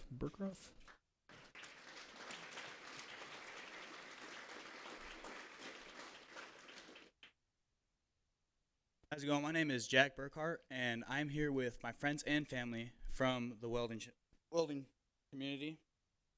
And I want to talk about how important the welding shop is and how important my friends are in there. At least I don't really call them friends. I will call them family. Because everyone in here, we're all family together. We're all here together. If you raise your hand, you're here for us. We're all one big community. We're one big family here. All right, and I'm here to support it. And I've personally been with Rich Tina in the welding booth, getting him certified. And if you're a great teacher, Jack. Yes, sir. Yes, thank you so much. But yeah, you're a fast learner. I'll tell you that. I want to talk about just Vic is an overall great character and a great man. In my opinion, I think he's another father figure to me. Another father figure to me and everyone in this room. Every student that's gone through his class, he's another father figure too. I know if something happened to me, it's 3 a.m., you call them. You call your dad. I would call Vic if it ever came down to it. I knew that as a fact. If he's awake, all right? But, I mean, he taught us compassion. He taught us, responsibilities, how to love, how to care for your work. He taught us not just what he does, but what he loves to do. And that's what every American should do. He's just the most stand-up guy I know. You don't get much better than that. And with him gone, we're trying to finish these projects. We're trying to get everything done that we can. It's hard. All we can do is just maybe weld one little piece of rebar or something together. You can't do much. But we need him back. We need our dad back for the welding shop. Most of us call him Papa Vic. I know it, they do. But we need him back, please. I'm begging you, please. Just reconsider what y'all have done. I'm so thankful for letting me be here and speak in front of y'all. Thank you.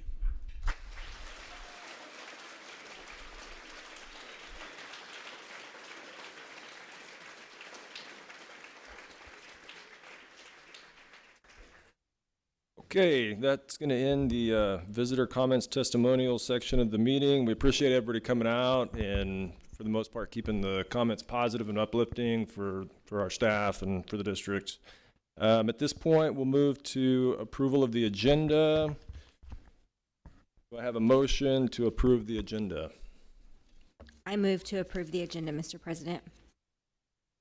I'll second. Okay, I have a motion and a second. All those in favor say aye. Aye. Okay, the motion or the agenda is approved. Okay, consider action, if any, regarding items discussed in closed session. I don't think we have any of those, so we're good there. We'll move to the consent agenda. I would entertain a motion to approve the consent agenda unless we have something that needs to be pulled or discussed from the consent agenda. I move to approve the consent agenda, Mr. President. Got a motion? I'll second. Great. Yeah, if I could just make a comment. One of the items in the consent agenda is the interlocal agreement for the school resource officer program with Boerne, Fair Oaks, and the Sheriff's Department. And I just want to compliment them on their partnership over the years.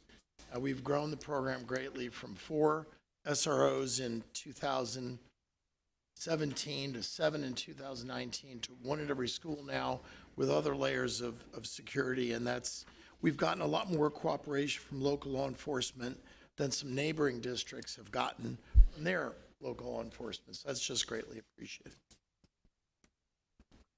Great. That's a good comment. Anything else on the consent agenda? Okay, great. We've got a motion on the table already. I'll second. Great. We got a motion and a second. All in favor say aye. Aye. All right. The consent agenda is passed.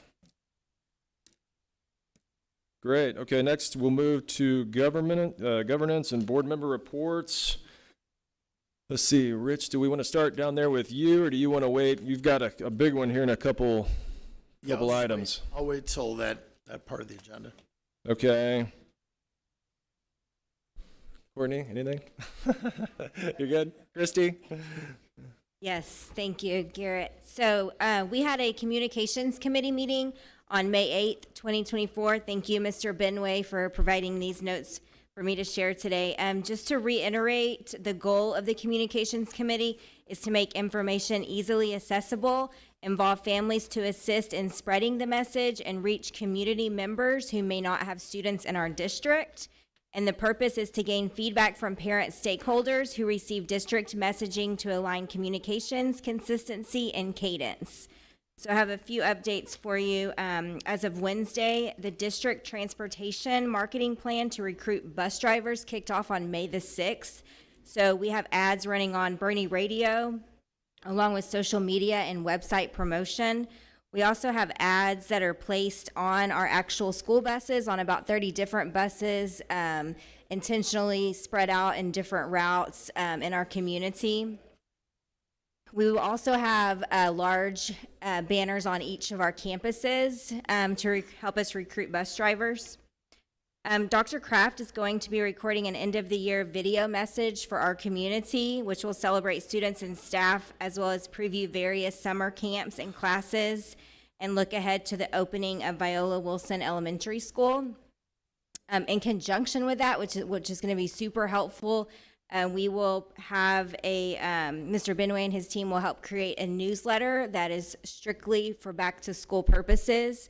So we'll have we'll have a newsletter as well as a web page that'll be geared towards everything back to school.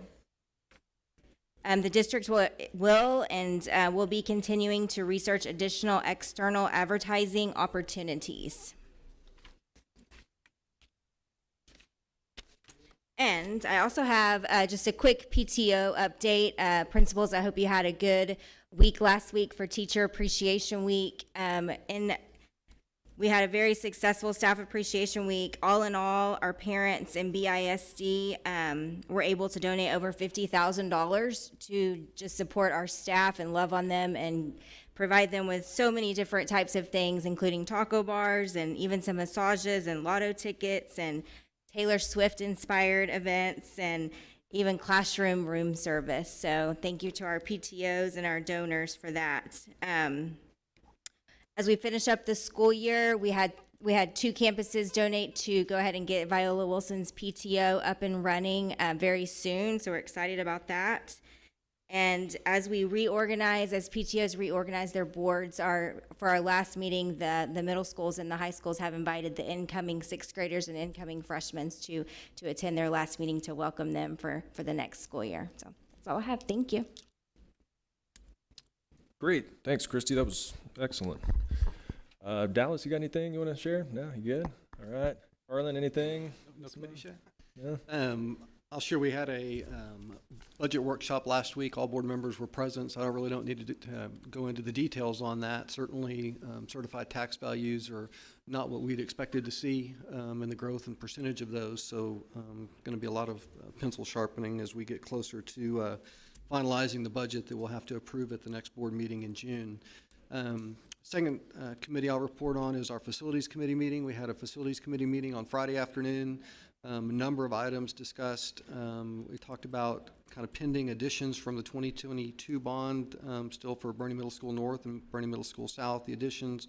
And I think one of the things we're going to move forward with in the next year, Dr. Kraft's recommendation is doing educational specs on each of our facilities to make sure we're consistent across the board on those.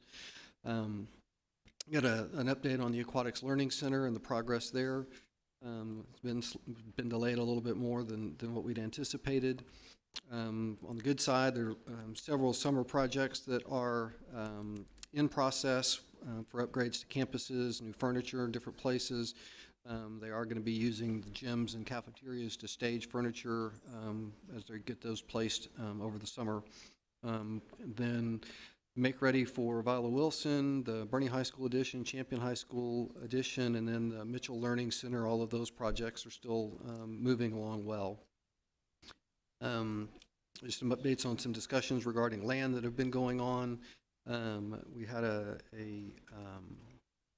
would call it a community member, I think, come to us regarding some of the fill material that was accumulated at Voss Middle School when that property was, or when that facility was constructed, and even before that, and has made an offer to purchase up to about 2/3, or actually 60% of that fill material at a cost at a purchase price of about $50,000. So versus us having to spend hundreds of thousands of dollars to move it. So it'll be a win-win.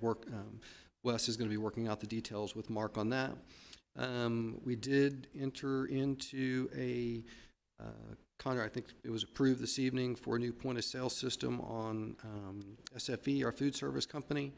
There's been some security vulnerabilities that were identified that will be resolved when this new system is installed, and that'll be rolling out this summer and will be available for the beginning of next year.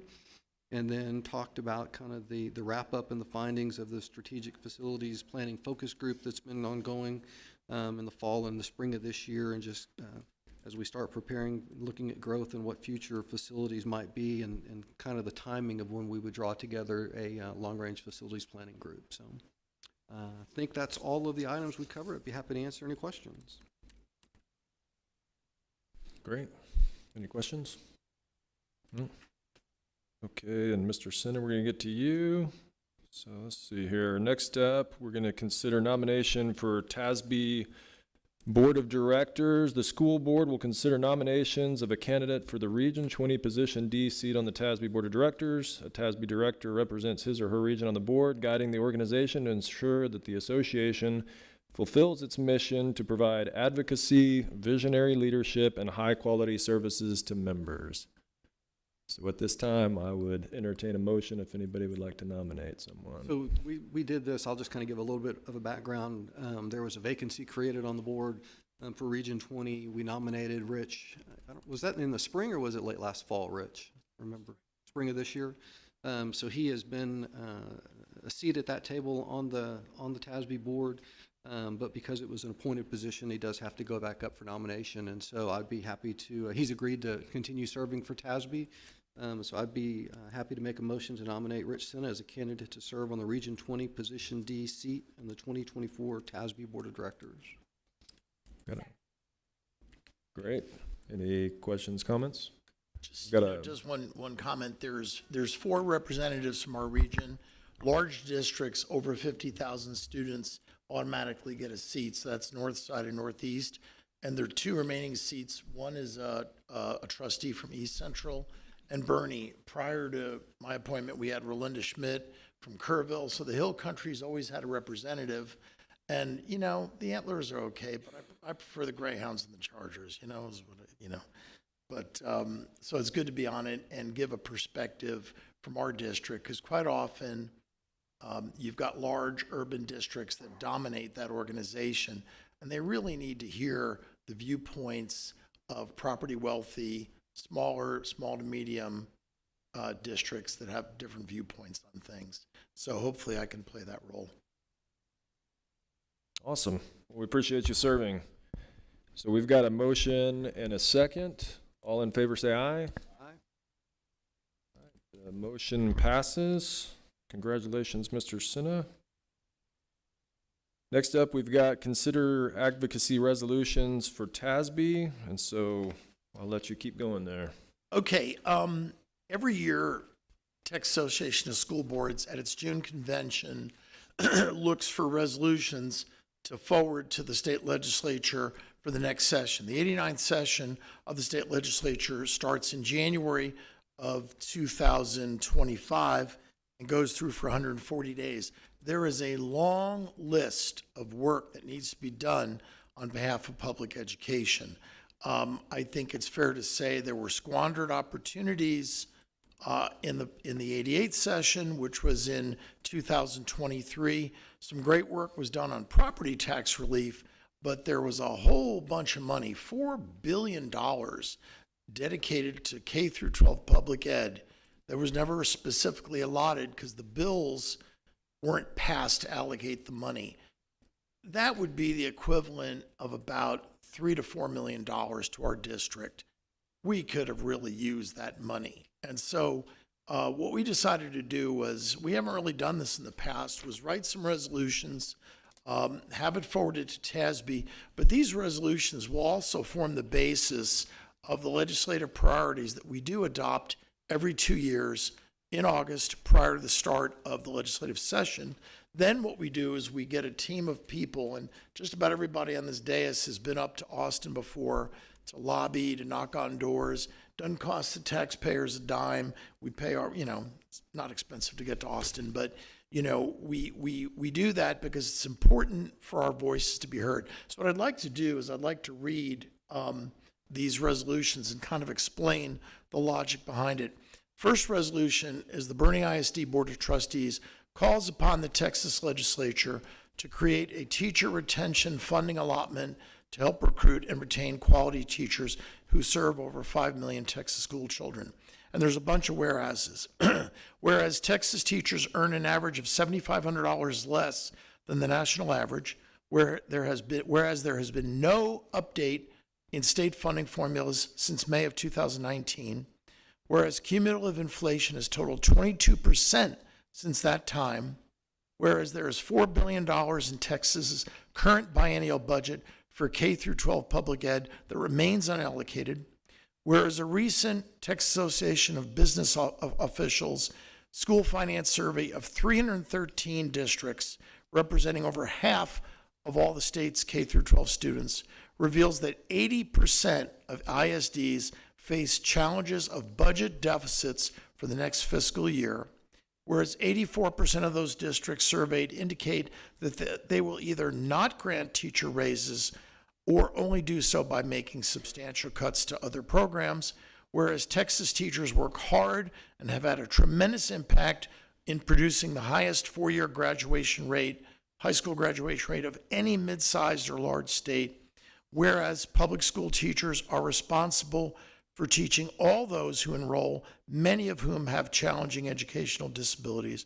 Be it resolved that the Boerne ISD Board of Trustees supports the creation of a permanent teacher retention funding allotment to help recruit and retain quality public school teachers. Now, let me be specific what this means.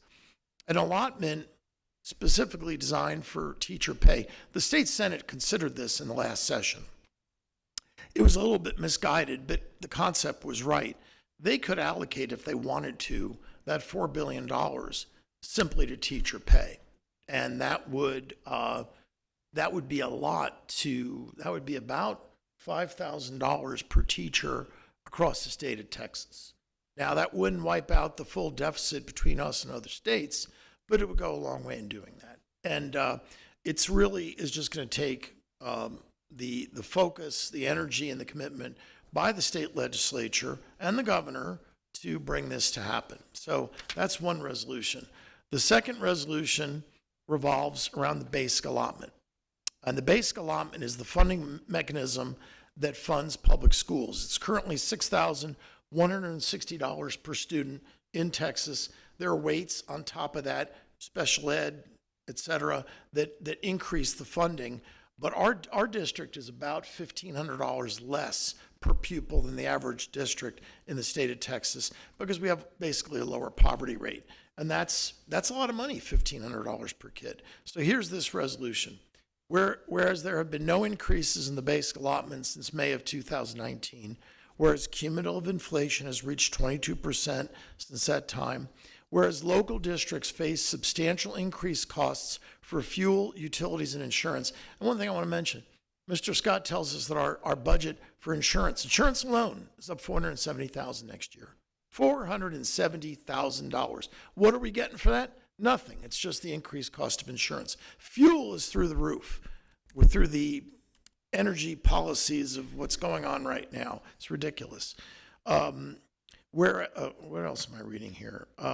Whereas state mandates for critical issues such as school safety have only been partially funded for by state aid, whereas a recent Forbes magazine study indicates that Texas has the 27th highest cost of living of all 50 states, but ranks in the bottom quartile of school funding per pupil, whereas the state of Texas limits its spending growth to the combination of inflation plus population growth, that's in the Constitution, whereas most public schools have seen increases in funding since 2019 that are far below the combination of inflation plus enrollment growth.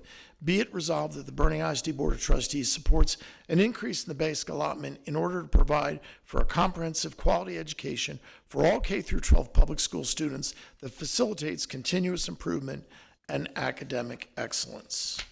And the last, let me see if there's any editorial comments I want to make on it. Just the basic allotment needs to go up. It's that simple.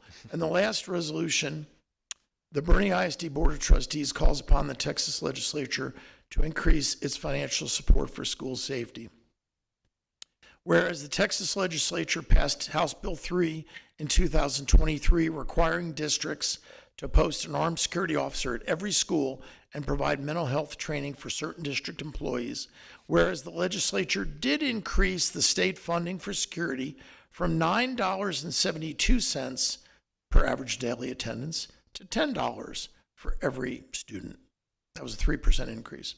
Whereas the legislature also created a safety allocation for each campus of $15,000. Whereas a proactive measure, Boerne ISD expanded its armed security program to every campus in the year prior to House Bill 3's passage, whereas total state aid covers only approximately 25% of Boerne ISD's security budget that aligns with the state of Texas mandate, whereas many local and state governments object to expensive mandates imposed by federal law mandates, be it resolved that the Boerne ISD Board of Trustees supports an increase in Texas state aid for improved security at its schools. Now, last October, in one of the special sessions, Representative Ken King out of Canadian up in the Panhandle did propose legislation that would have cost about $400 million to the state that would have doubled the per campus aid from $15,000 to $30,000 and from $10 per student to $20 per student. That would have doubled our revenue. And instead of paying a quarter of our security tab, which they mandate, it would pay half. Well, that would be significant progress. So hopefully Representative King will propose this again. And, if it sounds like these are all requests for increased state funding, it's because we are captives of funding formulas, and we have what state funding formulas tell us we can have. And we've got 1,500 less than the state average. And you know, we haven't had an inflationary boost in 5 years. Well, guess what? Local private schools get to raise their tuition, and they do it every year. $400, $500, $600 per student. We don't get that increase, yet we're expected to do more. So we think it's time that the state show some leadership and pony up. So that's the logic behind these 3 resolutions. Do you mind if I get some clarity on $4 billion that's been sit there, and I know it's been sitting for a long time. It doesn't look like it's going to be passed anytime real soon. What's the political football there that we can probably get around or we need to think about to help push that ball forward? Well, there were bills that would have allocated that money, but basically they fell victim to the push for vouchers. And I think the basic approach is no vouchers, no $4 billion. Now, since the legislature ended, primaries have been held, and it certainly seems like there's enough votes in all likelihood in the next session for some kind of a voucher program. And, you know, that's really not our issue. I mean, our issue is proper funding of public schools. Now, on an encouraging note, the governor has indicated his support for substantial increase in funding for public ed, along with a voucher program. So will there be some sort of grand compromise? We'll see. All we know is that we have to advocate for our kids and our students and our staff. We have to advocate for them. But that's why that $4 billion basically sat there. Yeah, and just to clarify, that doesn't hit the books for 2025. That would be 2026. No, that $4 billion. By the time it goes through the legislation, though. Right. Well, in the next session, it starts in January of 25, goes through May of 25, and it would affect the 25-26 budget year and the 26-27 budget year. So if they do the right thing, this coming year will be tough, but then hopefully the following years after that would be much better. Hopefully, that's the hope.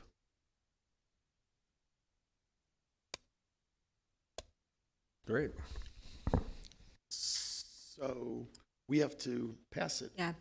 So I could do that. I mean, these are things that we've adapted as our own district legislative priorities, and hopefully this will give us a better foothold for the teacher retention and the increase in the basic allotment, and then the unfunded mandates such as security and safety. So I motion for the BISD Board of Trustees to approve the proposed 24-26 TASB advocacy agenda resolutions as you presented. I'll second that. Great. Got a motion and a second. All in favor say aye. Aye. All right. That is passed. Thank you, Mr. Sinna, and great job. Good stuff there.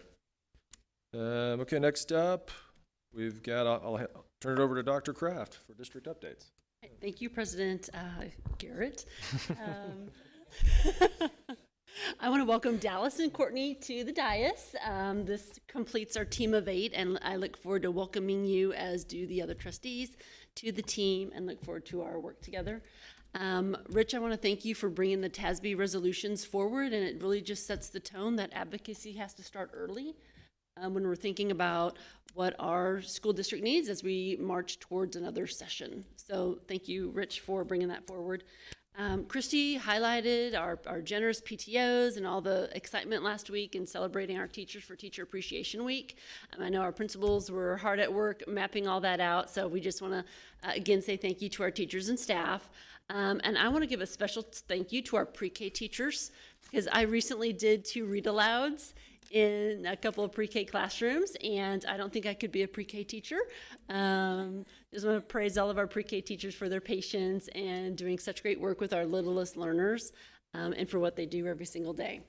So from pre-K to college, I want to share with the board that we have our first Boerne ISD student who will be getting his associate's degree in just a few weeks. His name is Nolan Haker. He is a Champion High School senior, and so he leveraged all of our advanced academic coursework here and dual credit courses at our dual credit partners.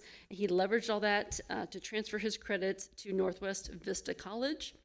And so Thursday, on May 23rd at 8 o'clock in the morning, Nolan will be our first Boerne ISD to get his associate's degree in the morning, and then that evening he'll get his high school diploma. So that's the first of many more to come based on the great work along the way with our P-TECH programs. So I want to congratulations to Nolan. And again, we have all walks, really preparing all kids for college and just making sure that they're aware of opportunities. And so the Spanish teacher over at Boerne High School, Maribel Laura, she recently took about 50 first-gen students onto college visits.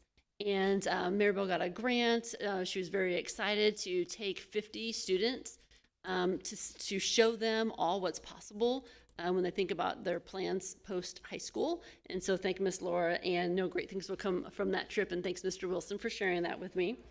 And then you also heard tonight an update on, or Rich mentioned the Spanish immersion program, and so we are just confirming our numbers to fill up 2 first grade classrooms over at Cibolo Creek to start our first Spanish immersion program. And then last week I was at scholarship night at Champion High School. It was amazing to see the outpouring of support to our students. Our students have such a bright future, and we have a community that supports our students 100%. And so it was great to hear the stories and the history behind the scholarships. And that event is scheduled for this week over at Boerne High School. So we just want to thank our community for their incredible generosity. Thank all of our high school counselors who help get kids ready to walk that line for graduation. And again, thank all of their mentors, because every senior, when they're working on their college applications, when they're filling out scholarship applications, they have mentors along the way that have made a difference. Teachers who've written letters of recommendation, not only for college applications, but also scholarship applications. And so we're coming into a very exciting time for those seniors who are graduating in just a few weeks. So that concludes my report. Great. Okay, thank you for that. And at this point, we'll move to Ms. Reyna for the update on Community Leadership Academy. So as Ms. Reyna comes to the podium, I did want her to present the Community Leadership Academy update so you could see the great work that transpired over this first year.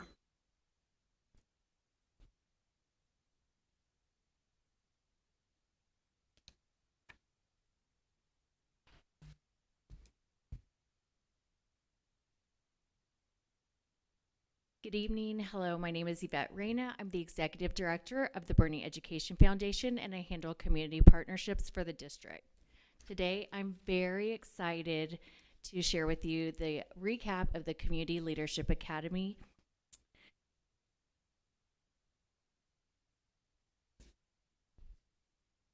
This past year, Boerne ISD launched its inaugural Community Leadership Academy, inviting BIC parents, community members, and businesses and organizations within our boundaries to learn about our school district.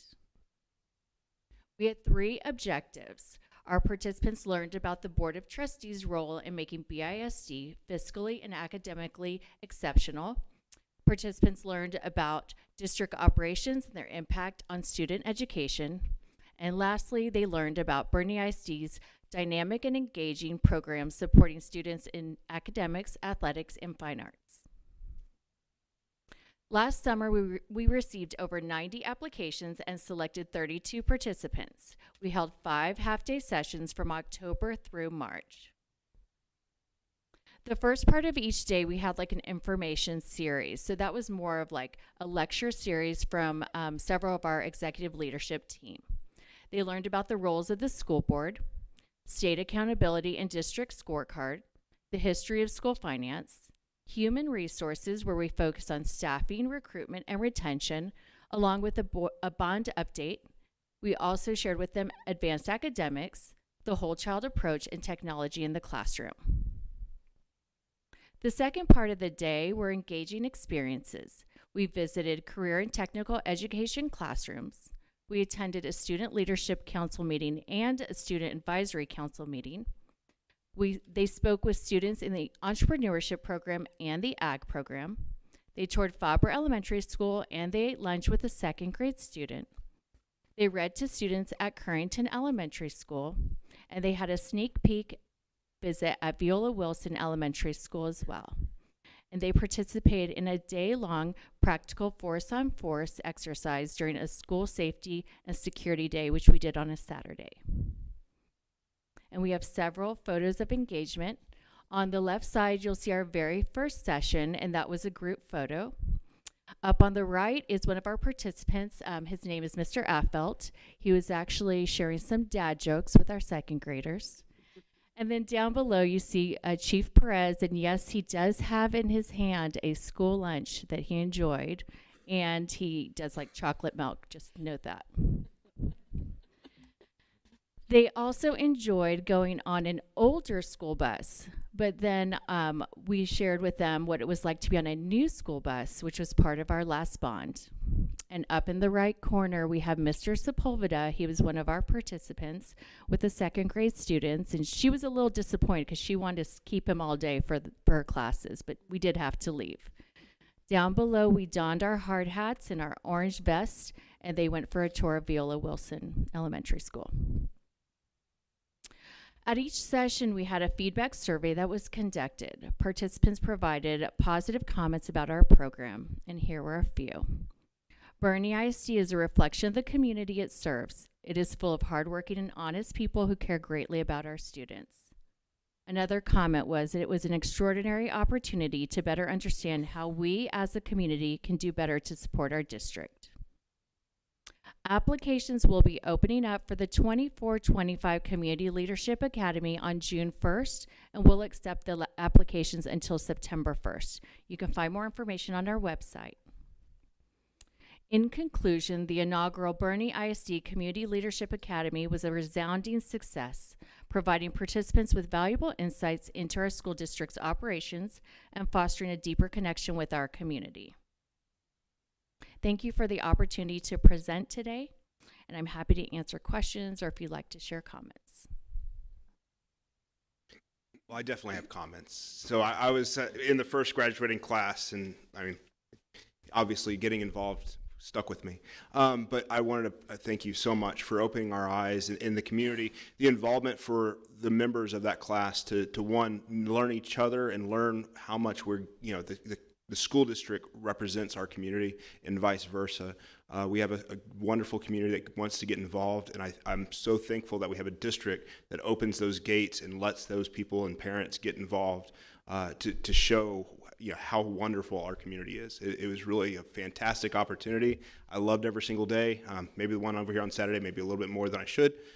That was awesome to see you clear a room, but it was just wonderful. There's some people in this audience here that I would hopefully can get in the next one. Danielle, I'm looking at you. So I'm excited to see what the next class has. I feel like I probably need to go through it another time sitting up here like, okay, I really need to learn a lot more. I'm in the weeds now, but thank you so much for allowing us to do this.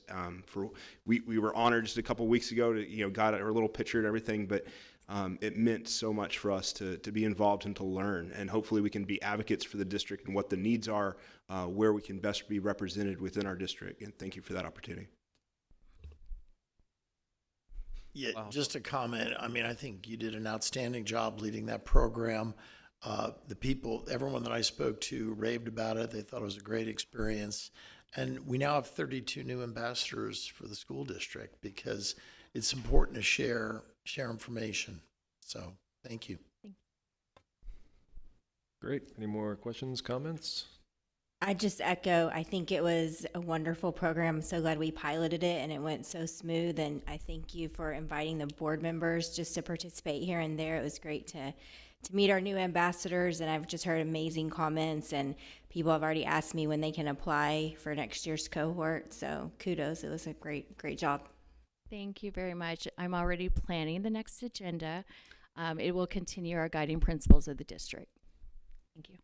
Well done. Great job, Ms. Rena. All right. We're good there. Next up, Ms. Gallegos. for the Boerne Education Foundation Annual Report. Okay. I don't come up here very often. Should, but anyway, thanks for having me. I'm Nicole Gallegos. I'm the president of Boerne Education Foundation. I was just reelected as president this year, so I'll be serving a second year this coming school year. I have the pleasure of knowing each of you. Almost, Garrett, I think we need to talk more. But it's been a pleasure working with the school district and much of the school district staff. We're very honored to be part of, well, we're not part of, but we're very honored to help support BISD. So a little bit about Boerne Education Foundation, otherwise BEF. We are, I guess that's right here. We were founded 27 years ago, and the foundation is a volunteer-led nonprofit organization formed in '97 to support every student, every teacher, and school in the Boerne ISD. And you see that on a lot of our T-shirts or any of our events of just every student, every teacher, every school. Therefore, we are looking to help create exceptional schools. Each year, Boerne schools receive vital monies on a per capita basis for the students, and many teachers are aware of the grants for materials to empower them to give our students an exemplary education. The picture here is of Miss Carey. She's the GT teacher at Fair Oaks Elementary, and she was awarded a $3,600 grant for her, I don't want to get this wrong, for her Spiro Bolt program. And we actually next week we get to go on the not prize parade, on the, oh, Yvette, help me. Thank you. I always want to call it prize parade, but it's road trip. And that road trip is next week. And so we're looking forward to seeing those grants in action. Our impact over the years, we started, again, 27 years ago. Our mission is to support and promote excellence in education. We have raised over, it was funny, nobody was able to do this, but I was able to pull QuickBooks over all our 27 years, and we have raised over $8.5 million for the district since 1997, or actually 98 was the first year we had records. I believe they started in 97 and then really close of 98. So we calculated 8.5, and it might be a little bit more when we add this year's monies in. This year we had 19 board members. We actually have increased our board for this next coming year to 24 board members. Last year, our 19 board members volunteered on it. We estimated about 5,500 hours for the district in our events and raising those monies. We did raise over $380,000 last year, and that's net, I believe. And then also we awarded over 100 innovation grants worth almost $200,000 to the teachers within the district and teachers and aides and such. We also gifted 728 school supply teacher gift cards last year.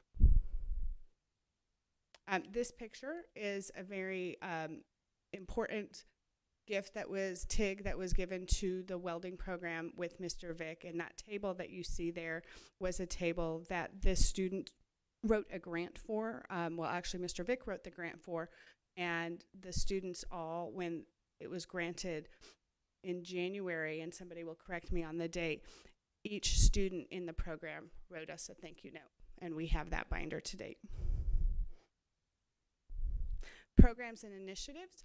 We currently have 3 main programs that we support: the Teacher Innovation Grants, otherwise known as TIGs, annual campus disbursements, and school supply teacher gift cards.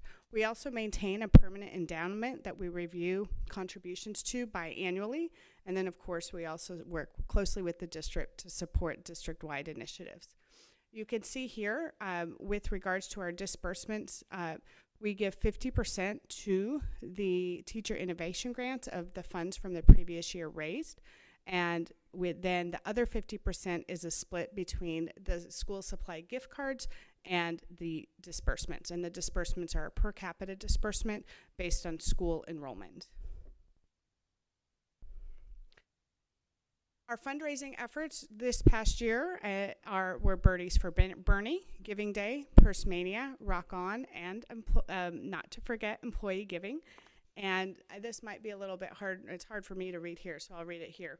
But you can see I pulled 3 years worth of fundraising event efforts. The green is 21-22, the red is 22-23, the blue is 23-24 this past year. The green was considerably higher. It was the highest we've had in the past 3 years. It was a bond year.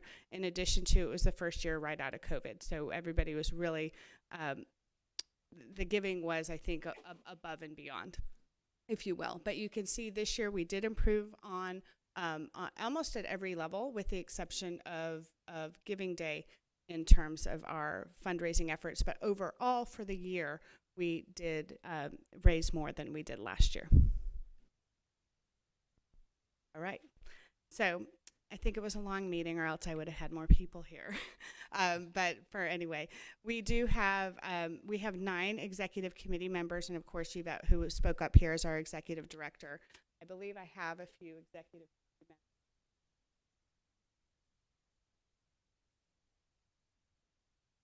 We had some others here that left, and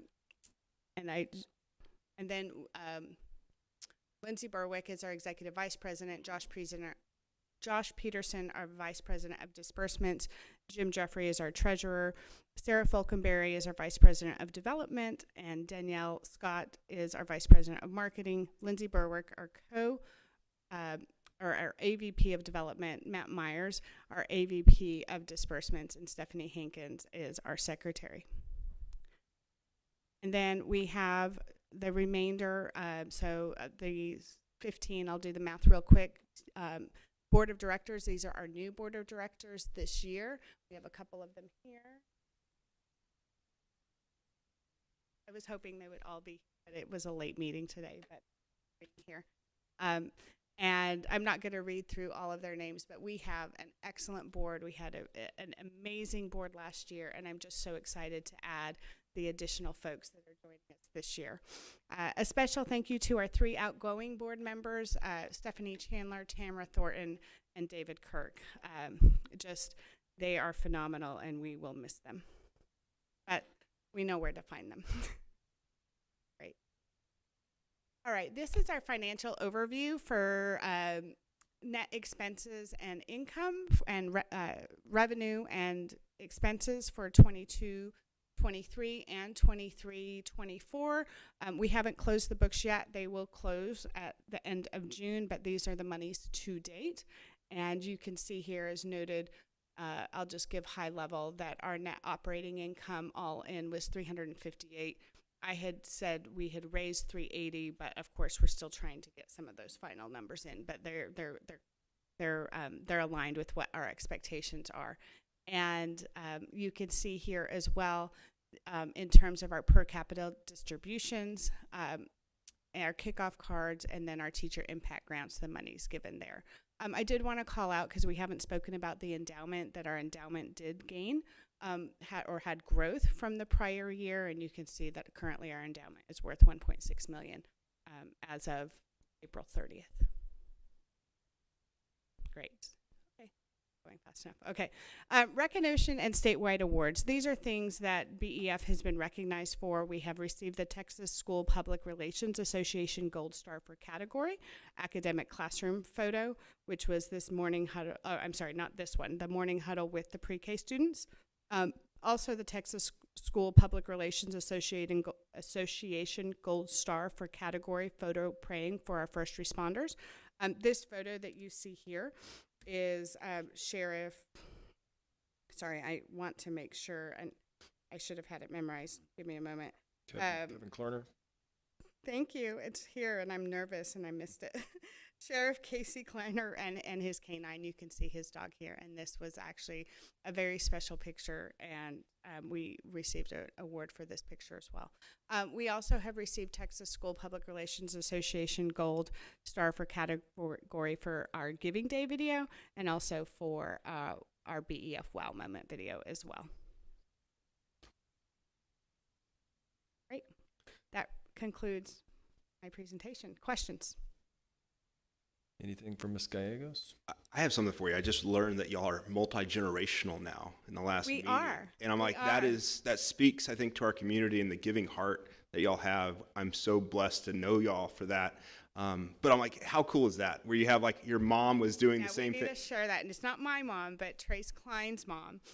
For the rest of those here, Trace Klein's mom was on our board. She may have even been president. I can't wait to talk to Trace more about it. But we just brought Trace on this year. So his mom served on the board however many years ago, and now he is on the board. So we're super excited. Awesome. Yeah, the Kleins are good folks. Nicole, just thank you for a really comprehensive report, a lot of information, and all the work that you guys do. I mean, you just heard us talk a little bit about budget challenges. This really gives an opportunity to do some of the extras, which is what it's all about, educating kids and moving us forward. So thank you. Great, thank you. And Nicole, I was at the meeting last week, obviously.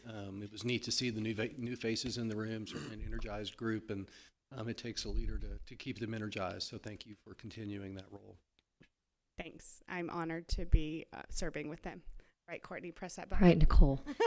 I had a great talk with Nicole before I obviously got up here, and just wanted to say thank you. But I love how you dug a little deeper just to give us a little background on how much money BEF has raised over the years. I think that was, it's just very impactful just to see the numbers and how it's a great organization, great thing to be a part of. So thank you for your work.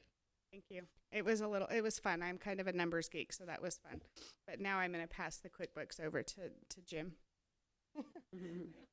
If anybody here has never been to Purse Mania, ladies, or to Rock On, super fun events. You guys do a great job with events. Thank you. Great, thanks. Well, we do it for the district, the kid, and primarily the kids and the teachers and each school. So every student, every teacher, every school. Thank you. Thanks. Great.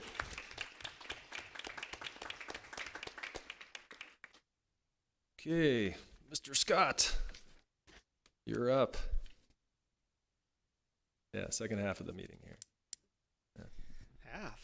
Oh, we can go longer than that. Good evening, everybody. Trustee Darter Bruce and Trustee Pipes, welcome to what will be the favorite portion of your meeting, month to month, the monthly business report. You have been provided the results of operations through for the period ending April 30th, 2024. That's 83% through the fiscal year.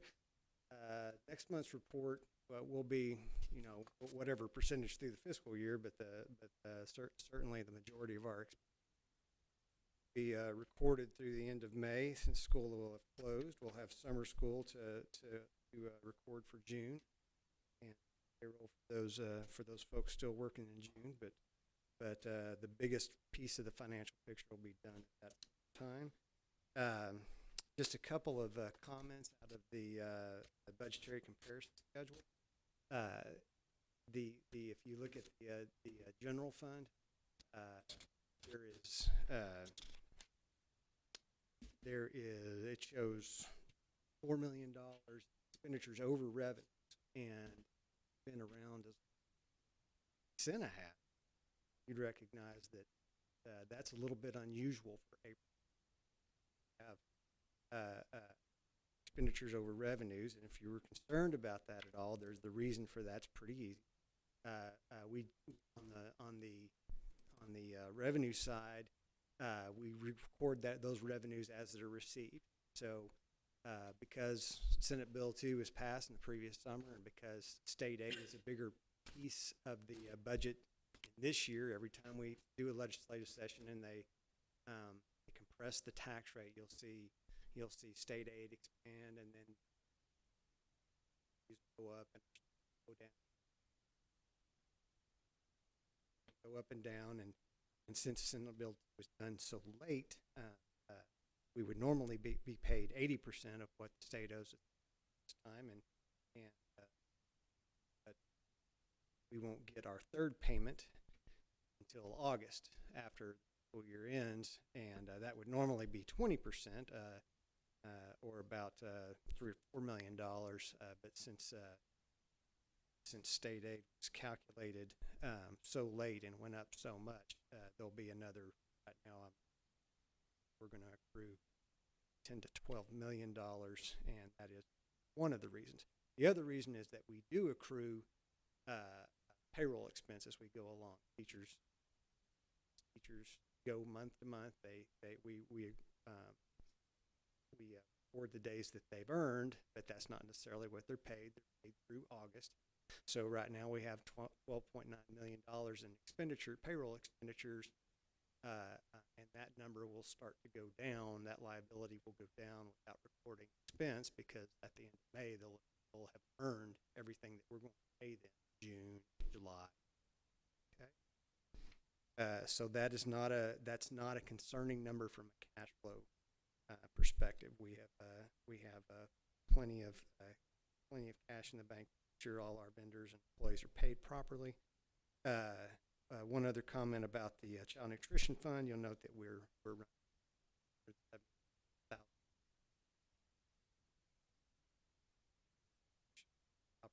operationally with a nice little surplus in the Child Nutrition Fund. And those are my comments on the budgetary comparison schedule. The only other comment that I would have, we have no budget amendments to consider this month. The June meeting, we will certainly be bringing the final budget amendment for the year. We have $42,000 in donations that have been provided to the district that we're recognizing in this report. A majority of those were donations to the Champion Creator Program, and with all the activities they had. But we certainly appreciate every dollar, every hour, every service, every good that's donated to the district. Those are the comments on this month's report, and I will certainly entertain any questions. Wonderful. Any questions for Mr. Scott? I wouldn't call it a question, Rich, but I did notice on the tax collection report, last month we were almost 3/4 of a point behind the prior year, and we've made up almost 50 basis points of that this month. So that was a very positive swing that I don't think I expected. So yeah, that should be reflective of the orders for those over 65. June is when I really expect that. Okay. We're still a little bit behind last year. Yeah, but 0.28 or 28 basis points is pretty close. Sure. Anticipated use for the 170,000 child nutrition surplus? Right now, there's several things that we're considering. Mr. Hall will. We have a new point of sale system. We did an RFP for that going to have to invest in hardware, and we're considering that is one item. We're going to need to be sure that from a capital. No. That's Where I was going with that question, I think that's what my thought was when we approved that in the purchasing report earlier. I thought that was potentially. Yes. Yeah. Okay. Great. I just have a couple of questions on the special revenue funds. I thank you for the explanation on the general fund with state revenue coming through. Any reasons to question the budgeted assumptions for federal or state money in the special revenue category? There's no reason to question the budgeted assumptions. So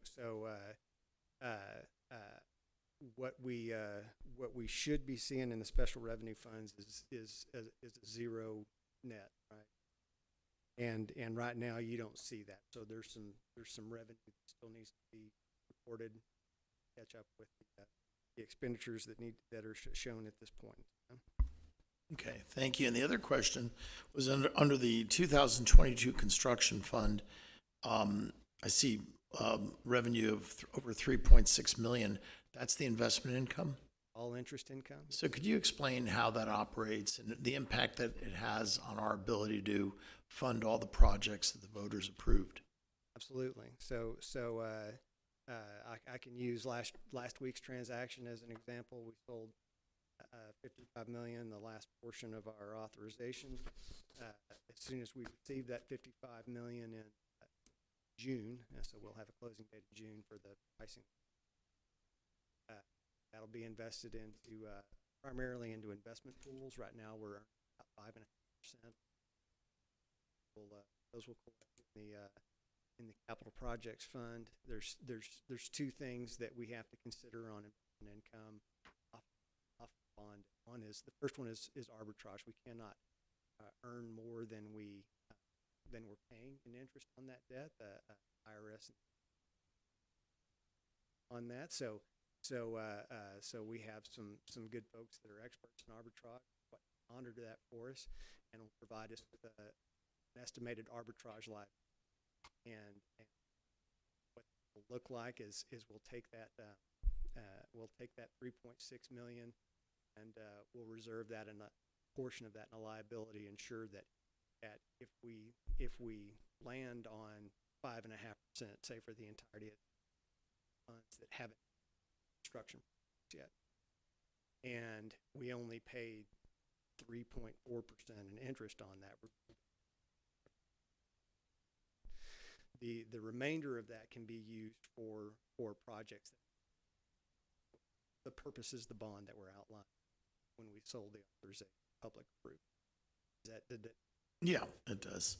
Yeah. That's a good situation to be in. I mean, yeah, we've got interest payments, but if our investment income equals our interest payments, it's essentially an interest-free loan. Yes. Okay. And the last question was, it's not much money, but there's just under 40,000 left from the 2016 bond. What are we going to do with that? We've got to. We got to spend it. Any ideas?